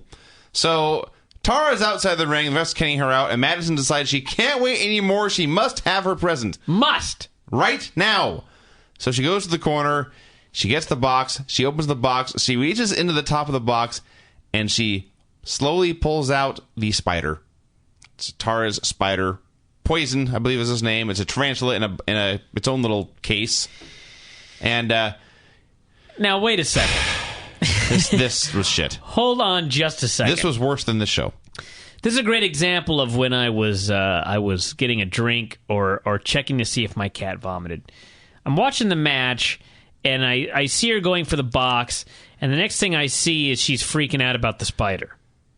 Now, are you meaning to tell me that she went over and she opened a lid and she reached in and she picked up the spider and she pulled it out, and it was not until she pulled it out that she realized that she was, in fact, holding a fucking tarantula? The only detail is that the tarantula was not, like, loose. It was in its own little case. I see. But, again... That I can at least accept. Yes, she did not reach in and grab a live spider with her bare hands. But, still... She pulls the thing out. Because I was thinking of the carnival where I don't even know. I remember when I was really little, there were these boxes and they had like rubber over the top that was cut so you could reach your hand in and you couldn't see what you were grabbing. Yes. Yeah. So I was just picturing that. Like she reached into the box and she's like, "What is this? Is this a slinky? Is this a cat o' nine tail? What the fuck is? Oh, it's a fucking spider!" In grade school, you knew what a cat o' nine tails was? I don't know. So I don't even know what it is now. I just figured it has to be hairy. Speaking of great drops. Cat, tails, 9? It has to be hairy. Cat! Right. So...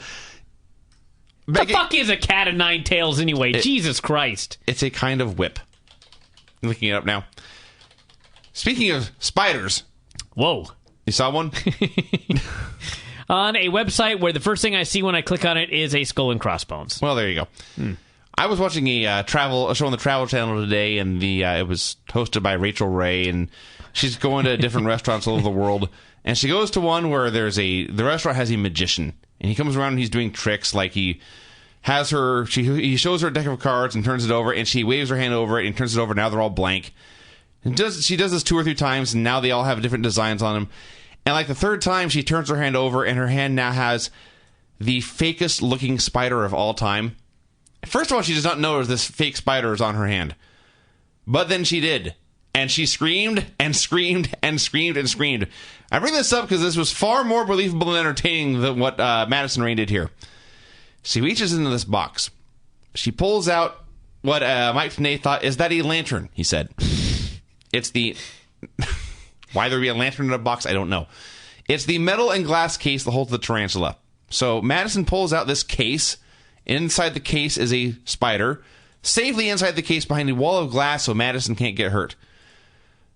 So Madison screams.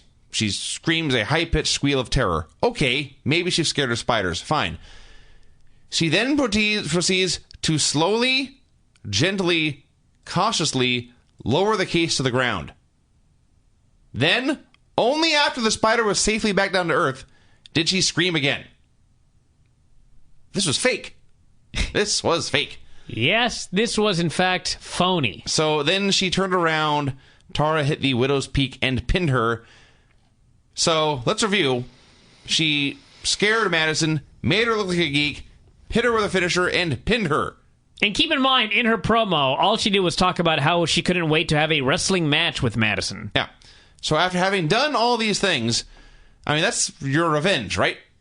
This feud should be over now. She's done everything she can do to this girl. Nope. She picked up the spider and she chased Madison to the back with it. Oh my God, Vinny. How could you possibly gloss over this in that manner? Fuck the match. The post-match was even dumber. She chased her around and Madison was trapped in the ring. I did gloss over that. How do you gloss over trapped in the ring? It is a square platform with 3 ropes, and she couldn't get out. A trained wrestler. No.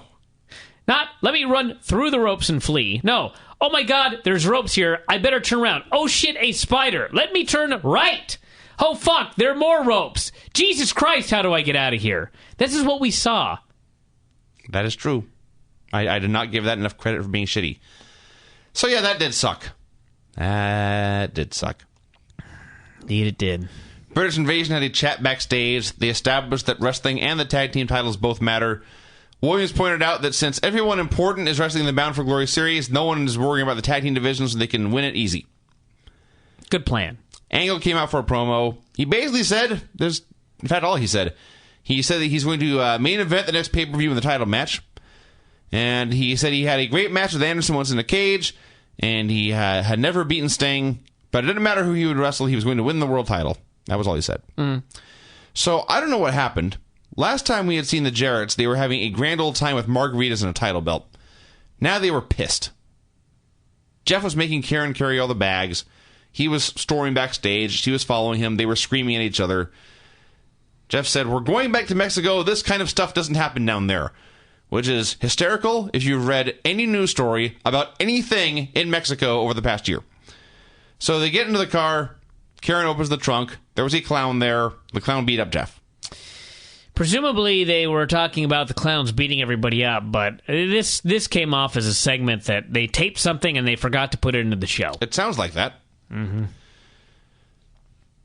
The Mexican Americans cut a promo. Nothing is impossible. What's the point of this? So, British Invasion versus the Mexicans. Poor Doug Williams, the last time he wrestled Hernandez, got a border toss onto his head and nearly died. And somehow here he ended up bleeding. He had a short match. I will read my notes here. Brits hit an assisted uppercut, but Rosita takes ref, and, well, the Mexicans win somehow. I don't know, because they show no replay. I'll show you what happened. Magnus had the pin after running wild as a babyface, but as he's covering whoever the Mexican is, that's not Hernandez, Hernandez drops an elbow on him and then turns the pile over and he gets pinned. So essentially he was pinned by an elbow smash. Yeah, an elbow. Well, that's no good. He's pinned by an elbow in number 1 contenders match. Yeah. This was dumb. That is dumb. The best part of the match was when Tenay was talking about Sting and his, quote, and I quote, evil, demented, wicked group of clowns. That is a great quote. First off, these clowns are beating up all the heels. So why are they evil, demented, or wicked? They are clowns, and they are in a group. That part is true. But evil, demented, and wicked? Seems an unfair classification of these funny Speaking of clowns, I almost missed something. Bischoff. it's not important at all. Speaking of clowns, continue. Bischoff. Which clowns were you initially speaking of? We'll never know now. No, I want to know which clowns you were talking about. I was going to talk about the clowns on the show, but I missed a segment. I see. It's not a terribly important segment, but we've wasted this much time going back to the segment. I may as well talk about it now. Bischoff was in the office with Gunner and Bully Ray. They acknowledged that Scott Steiner and Abyss had been murdered by clowns, but they did not care. They were not worried about their comrades and their fate. They merely didn't want anything to happen to them. So Gunner and Bully Ray agreed to get those punks before the clowns got them. And Gunner stormed off, and Ray started to, and then he stopped and just turned back into the office to hide like a coward. So we then got Gunner in the parking lot calling out clowns. Yes. Come here, you sons of bitches. There was a lot of sons of bitches in the show. So out came the clowns. He said son of a bitch more than Lance Storm did on that last show when he was fantasy booking CM Punk. Yes. So the clowns came out en masse. They surrounded him, and they beat him up 4-on-1. By the way, did you notice? Bats. Did you notice on Raw that Vince McMahon, in doing the actual CM Punk storyline, said "son of a bitch"? Yes, actually, I think about it. Clearly, I apologize, you son of a bitch. Clearly, he listened to Lance's show. Of course he did. Mm-hmm. Everyone does. I can just see Vince at the gym lifting weights and listening to the Brian and Vinny show. I can't. And doing a Vince McMahon laugh. Ha ha ha! Cat o' nine tails!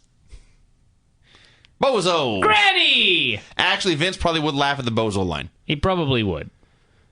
So, Gunner was calling out clowns in the parking lot. They came out in a group. They surrounded him. They beat him with baseball bats 4-on-1. No. That's not what happened. Gunner's in the parking lot. He calls out the fucking clowns. 4 clowns appear from the shadows. They're all wielding bats. They bang the bats on the ground. They pick them up on their shoulders. They get ready to swing. And then all of a sudden, they run at him. One of them hits him in the leg with a bat. They all simultaneously drop their bats and proceed to pummel him with their fists. Yeah. Ineffective clowns. Well, it's the first night. So they beat him up for a long time. They tossed their clown masks at him. And the camera panned up, and it turns out it was Fortune. Mm-hmm. They decided to dress up like clowns. I guess they could not beat up Immortal if they did not have clown masks on. Yes. They must dress up in disguise. Yeah. That's their plan. You see, because the idea of mysterious men in clown masks is scarier than 4 top main eventers in TNA. I guess so. Mm-hmm. I mean, Christ, these clowns could be anybody. It's Fortune. They're not top main eventers. There's one top main eventer and his 3 wacky friends. So, yeah. One of them said, well, what about Bully Ray? And somebody else said, he's taken care of, and they all walked off. Their night was done.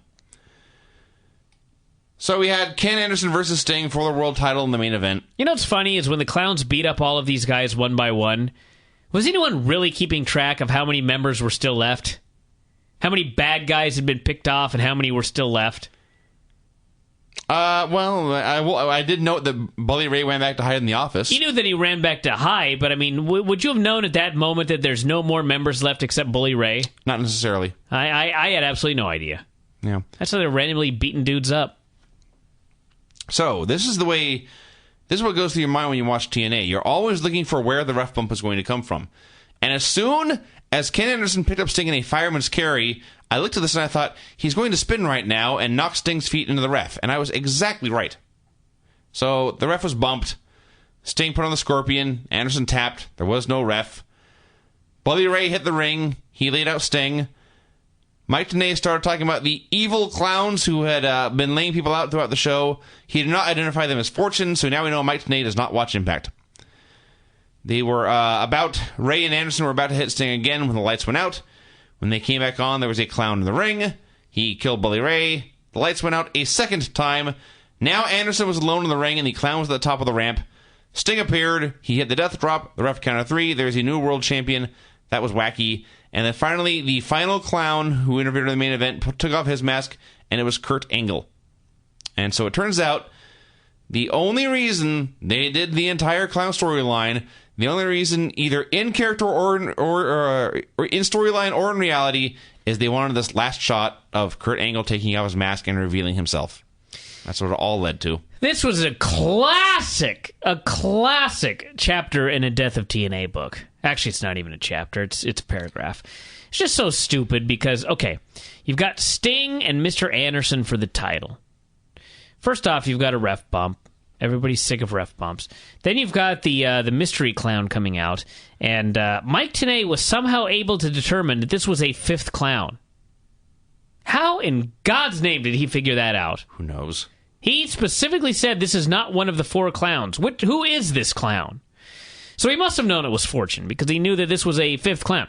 Anyway, that's not even the dumbest thing.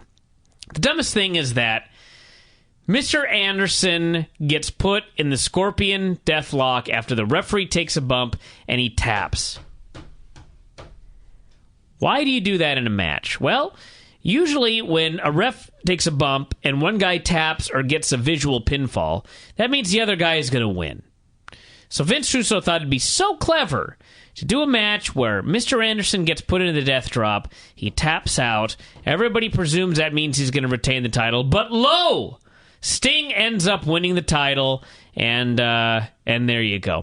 The problem is, next week on the show, guaranteed, Mr. Anderson is going to come out and he's going to bitch and he's going to cry and he's going to moan that he got screwed. He can't believe that Kurt Angle screwed him. He hates Kurt Angle. He's going to want to beat him up. And meanwhile, the fact of the matter is he got beat clean as a sheet long before a clown dressed as Kurt Angle or vice versa even came down to the ring. Why? Because Vince Russo had to put a swerve in and it made his own fucking storyline next week stupid as a result. Things like this just piss me off. I just like the idea that Sting apparently went up to Fortune and Kurt Angle and he said, guys, I'm fighting Ken Anderson tonight. He's got a bunch of friends. I need you to help me take his friends out. And they said, great, we hate those guys too. And Sting said, I have a plan. You will hit them all with baseball bats. And they said, that's a great plan. That'll work.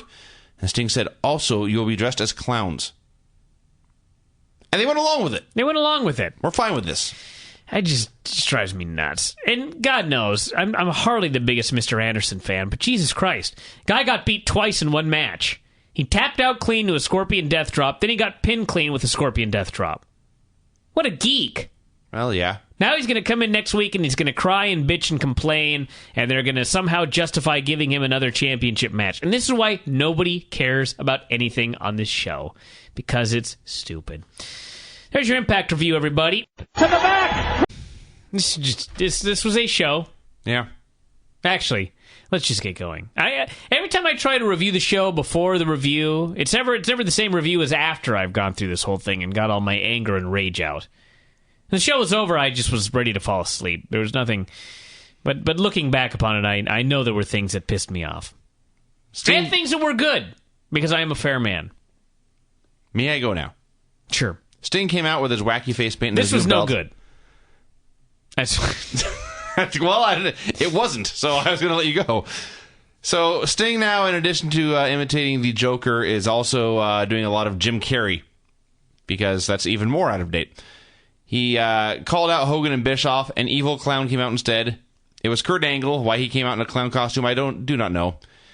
He got in the ring, and Todd said Sting was bragging about his win last week, and then he said, and this is a quote, "It was I, Kurt Angle, that came to your aid last week." Those are the exact words that came out of the man's mouth. Mm-hmm. Fake. Kurt Angle does not speak like that. Ever, ever, ever. So Kurt was trying to have a serious conversation and promo here, and Sting was being silly and goofy, and Kurt was getting exasperated, and finally Immortal came out. There's Bully Ray and Mr. Anderson. Bubba was upset that Kurt took a bat and hit him in the ab. That's what he said. I've worked hard on this ab. Mm-hmm. He was so angry about what happened that he was doing comedy. And then I'll be honest, I have no idea what Mr. Anderson said except that he was completely annoying. His subject matter escaped me. His delivery was just a punch in the nuts. I'm so over Sting in this gimmick. I didn't like the gimmick from day one, but it's significantly more annoying with each passing week. And I like Sting. How many times do I have to say it? I like Sting. I hate this. Absolutely hate it. And Bully was kind of funny in what was supposed to be a serious angle. And I should note that here it is, it's 2011. And how many guys have gotten in trouble for making homophobic remarks in the past year? Quite a few. Dana White got in big trouble. Mm-hmm. Michael Cole, stupid. You know, the list goes on in WWE. And here we are in the middle of 2011. And Mr. Anderson says that Kurt Angle is Sting's, and I quote, butt buddy. 2011. Yeah. The summer of 2011. And these fucking people they just don't get it. This is not the only one on this show. There's another deal later on where one of the girls called the other girl a lesbian. He called the guy a butt buddy. on Spike television. Yes, he did. I mean, you're just begging for it at this point. You're begging for it. I bet they are. Any kind of attention. Yeah, I guess so. So we had they put up the Bound for Glory leaderboard. Crimson is in first. I would give you the standings, but it was up there for a decent amount of time, and the standings changed by the end of the show anyway. It was up long enough for me to type. Crimson is still in the lead with 31 points. Gunner and Devon have 21, and that's it. It was gone. Yeah. So I guess in per Impact standards, that was a long time. That's 3 more names than we got the first time it came up. Yeah. Steiner versus Rob Van Dam in a Bound for Glory series match. Let's think about this for a second. Mm-hmm. Scott Steiner versus Rob Van Dam. In 2011. It's exactly what you would get. It was very, very sloppy. Fun. It was fun. There was a point where Rob kicked Scott Steiner. It looked like he kicked him right in the face. I hope for his sake he did not, because Scott would murder him. It was kind of funny in that they're doing this match, and it was sloppy, but it was fun. So Steiner hits his downward spiral move. He gets a near fall. Rob gets his foot on the ropes. So they're clearly building towards the finish. And then Scott decides to do the spot where he goes for the cover, but stops to do push-ups. Mm-hmm. Great timing. Well, it worked, though, because he's a heel. So if someone's going to do something stupid, it should be him. So he was doing push-ups, then he got up, and then Rob schoolboyed him and won. And then Steiner immediately laid him out. So at the end of this match, Rob Van Dam, Gunner, and Devon were all tied for second place behind Crimson. I just love that Rob Van Dam pinned Steiner clean, and Steiner immediately no-sells it and beats him up. Yep. So establishing nothing.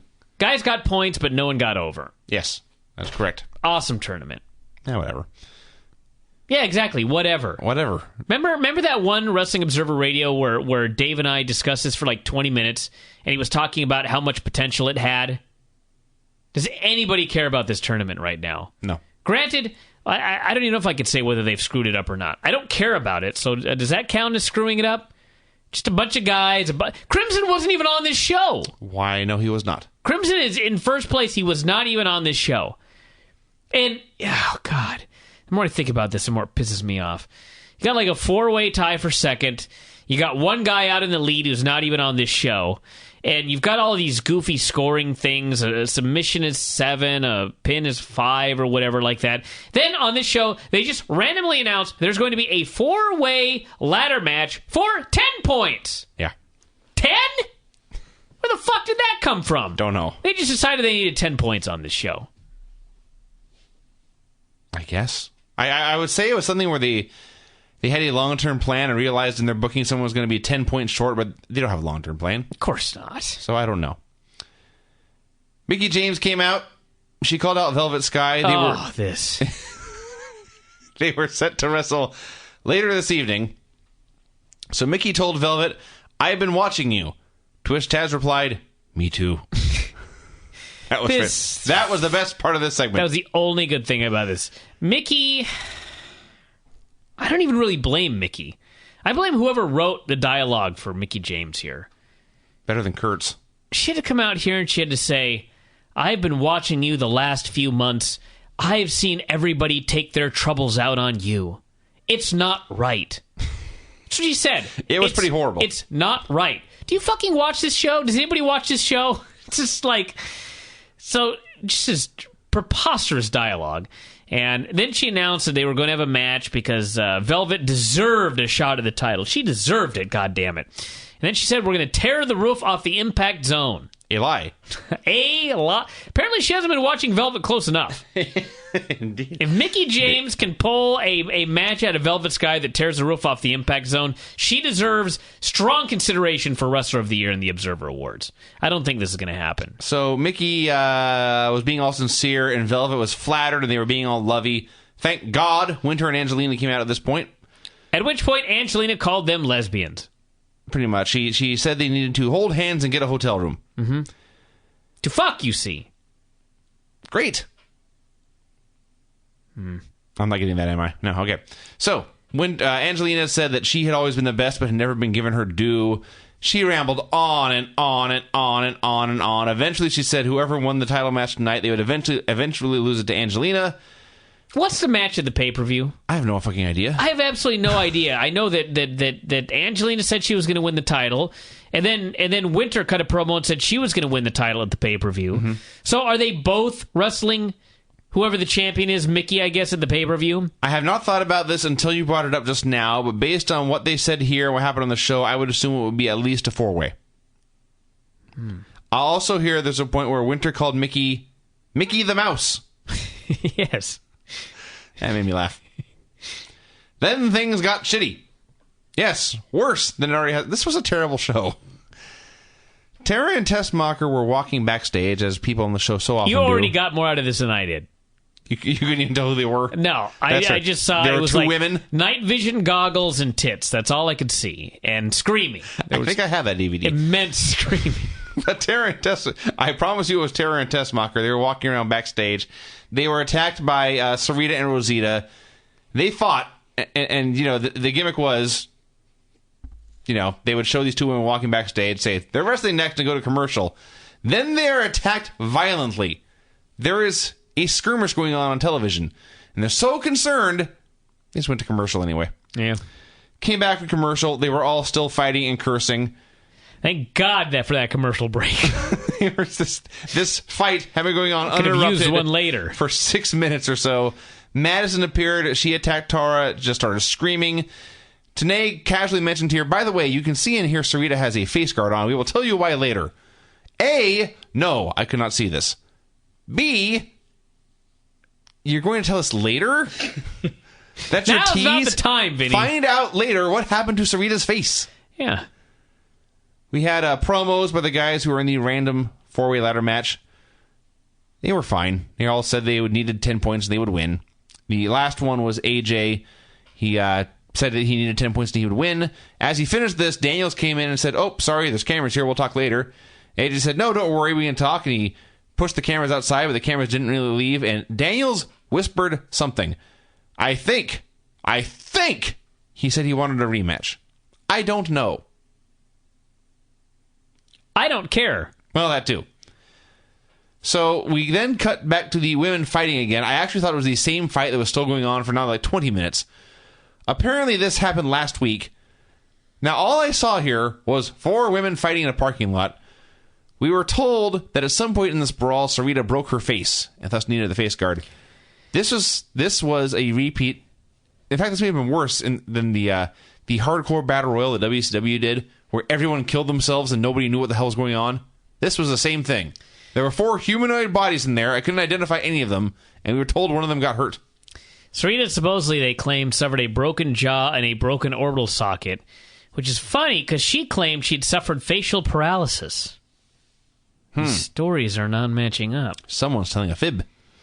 So after all this, we got the match. Tessmacher and Tara versus Sarita and Rosita in the biggest clusterfuck of a match in ages. First of all, after they had been brawling for 20 minutes, the last time we saw them, they were still fighting. Now they just come out doing a wacky pro wrestling entrance. the hell? So within literally seconds, all 4 women were in each other's way. Just a complete mess of a match. What agent... How many times have I mentioned how much these agents suck? What agent sits down and goes, okay, who's in the match? Rosita, Sarita, Tara, and Tessmacher. Okay, well, let's have all of them fighting in the ring at the same time doing high spots. Like, what agent in his right fucking mind decides that that's a good idea? You know? I mean, you look at those 4 names, and the last fucking thing that I would ever even consider if I were putting a match together with these ladies is, let's do a spot where they're all in the ring at the same time doing high spots. But no, that's what they did. They're girls running the ropes, girls trying to do other stuff, all in each other's way. It's just a complete disaster. And they cut off Tessmacher, which I didn't even know why they bothered, since the ref didn't give a shit about all 4 girls being in the ring at the same time. They were just, they're all in the ring at the same time for a minute. Ref doesn't care. Then it breaks down into a tag match, and they're all obeying the rules. Then after about another minute, it breaks down into another 4-way, and the ref doesn't give a shit. So Madison ran in behind the ref's back. She did something, which of course, because it's TNA, did not lead to the finish. So it was just a completely pointless run-in. And that's this point, I completely gave up on this. I completely gave up. There are new women's champions, I know that. Tess and Tara won. The only detail you left out is down to the very end, down to the finish of the match. Tara hits a neck-hanging tree slam on one of the girls, and as she does this, Tessmacher runs in to hit a small package on the other one and literally rolls into Tara. Mm-hmm. From start to finish, they were in each other's way. Yes. This was a poor encounter. We had the ladder match. Gunner versus AJ versus Joe versus Morgan. This was fine. Let me get my complaints out of the way about this first. Okay. Because I don't want to say too much bad about it, because it was a very good television match. They all worked very hard. It was great for the time allotted, which was maybe 4 minutes. Yeah. Maybe 5. Yeah. It just was like...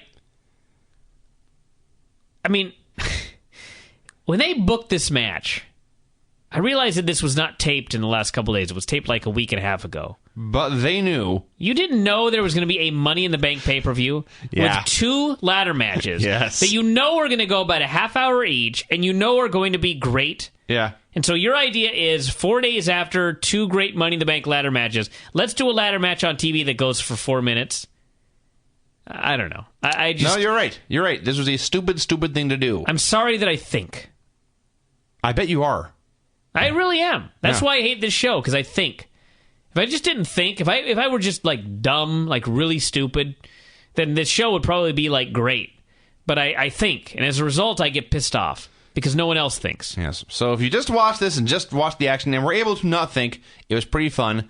AJ in particular was pretty awesome in this match. So after all that, Matt Morgan won.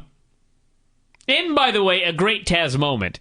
As Matt Morgan is climbing the ladder, and Taz said, "We may need a bigger ladder." Why? He's 7 feet tall. He could stand on his tippy toes, and he could grab the belt. He also at one point called Morgan the biggest man in the match. I beg to differ. I would be very, very confident that Samoa Joe weighed more than him here. So this was good. It was a good match. So the update of the leaderboard. First place now was Crimson, who still is not on the show.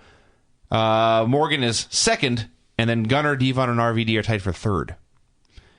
We had bullshit with Eric Young and D'Lo Brown into 7-Eleven.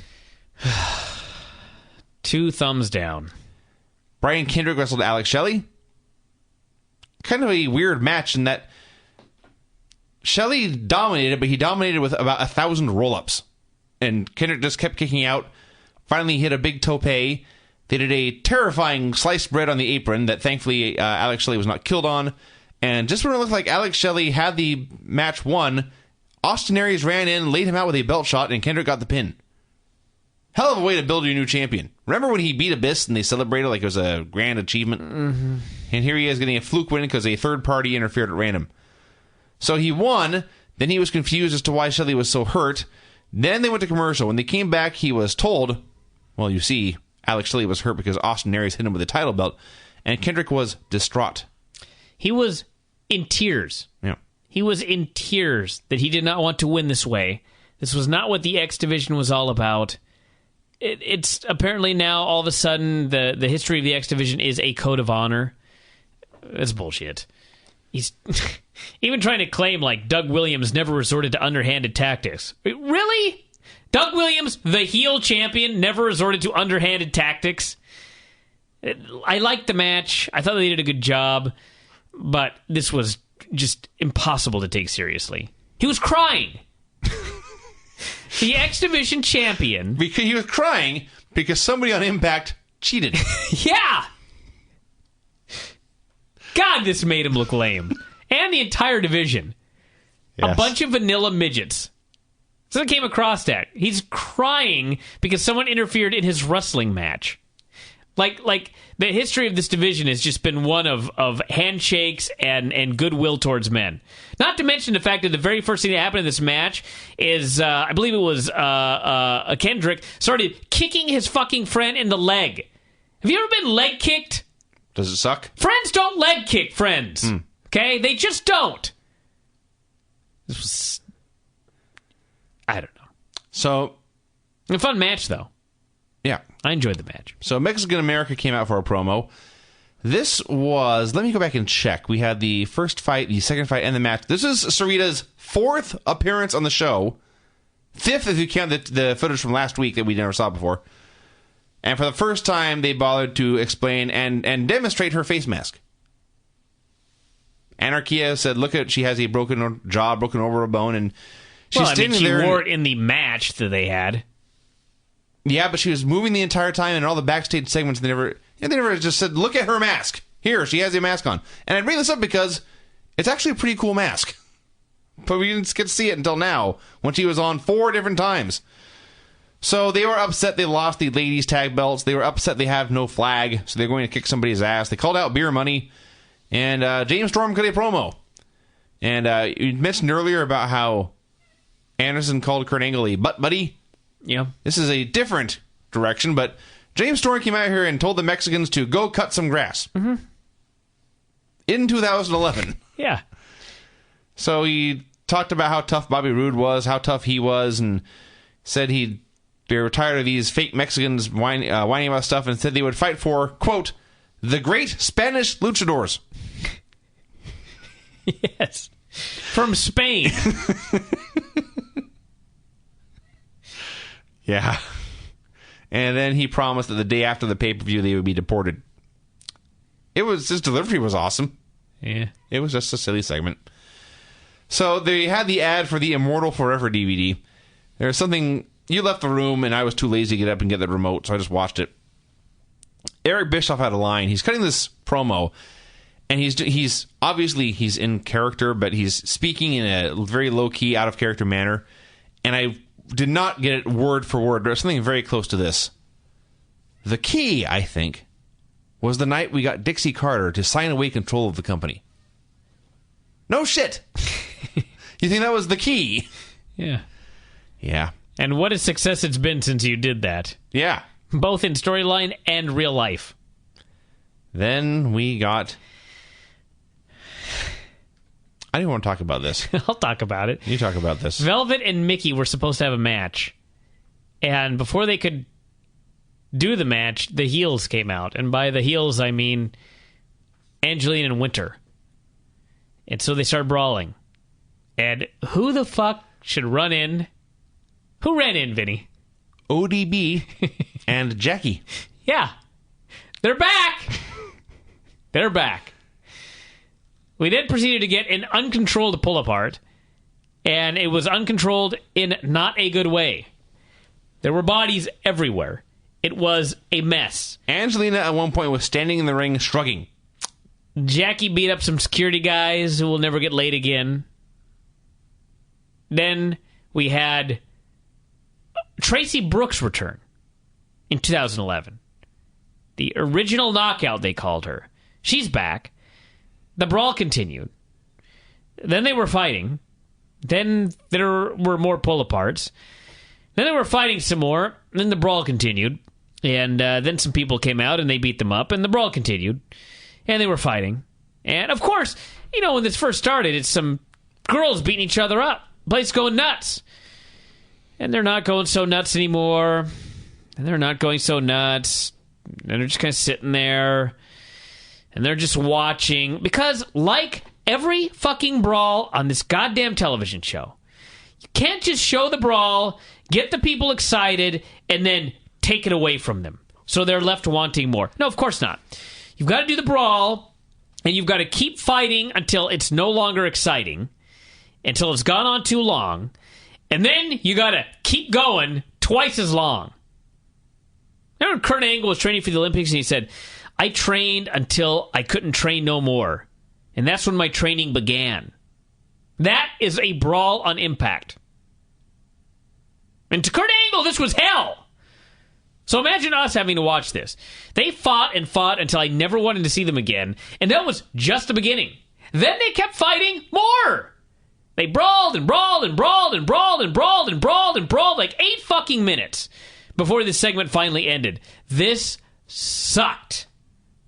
May have been good if they'd gone like 30 seconds. Whet the people's appetite. Take it away from them. Then they want to see more. Then you have these people in a match and they go, oh, I cannot wait to see this match. Why the fuck would you want to see the match after watching them fight for 40 fucking minutes? I don't. I don't ever want to see them again. No. This is so... Any of them, by the way. All 9 of them. So self-explanatory. I can't even believe that I have to sit here and explain why this didn't work. Because these people are so fucking stupid, they just don't get it. Like, man, God, we put these girls in and the people were going nuts, so we made them keep fighting, and then at the end, the people didn't care. I don't get it. Yeah, because you're a fucking moron. Just went on forever. This happens every fucking brawl they do. It drives me crazy. Have your brawl. Move on. Now, there is more about this segment.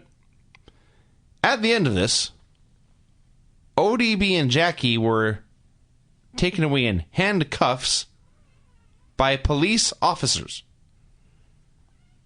Think of all the things we have seen an impact over the years. Just last week, we saw men in clown costumes assault their opponents with baseball bats. There was a man who attacked another man with a board covered in nails. He put it in his back and his spinal column. Left him lying prone with nails in his back. Abyss once branded an unwilling man. Mm-hmm. Men have been lit on fire. Men have been lit on fire. Law enforcement. Human arson. That seems pretty serious to me. Hey, if you light me on fire, I will call the police, I guarantee you. Someone should. No one in TNA ever called the cops until Jackie and ODB had the audacity to come into the arena after losing a Loser Leaves Town match for which they had no contracts anyway. Yeah. God damn it, I hate this show. I was mostly offended that they arrested them and not, for example, Vince Russo. They should have arrested, yes. Whoever put this segment together should have been arrested. Just roll the paddy wagon up to the building and put them all in there. So we had our main event, Anderson and Ray versus Sting and Kurt. Kurt pinned Anderson with an angle slam. This was a professional wrestling, opener. I am so completely apathetic towards what I saw in this main event. They did some moves. They did some wrestling moves. They got the heat on Sting.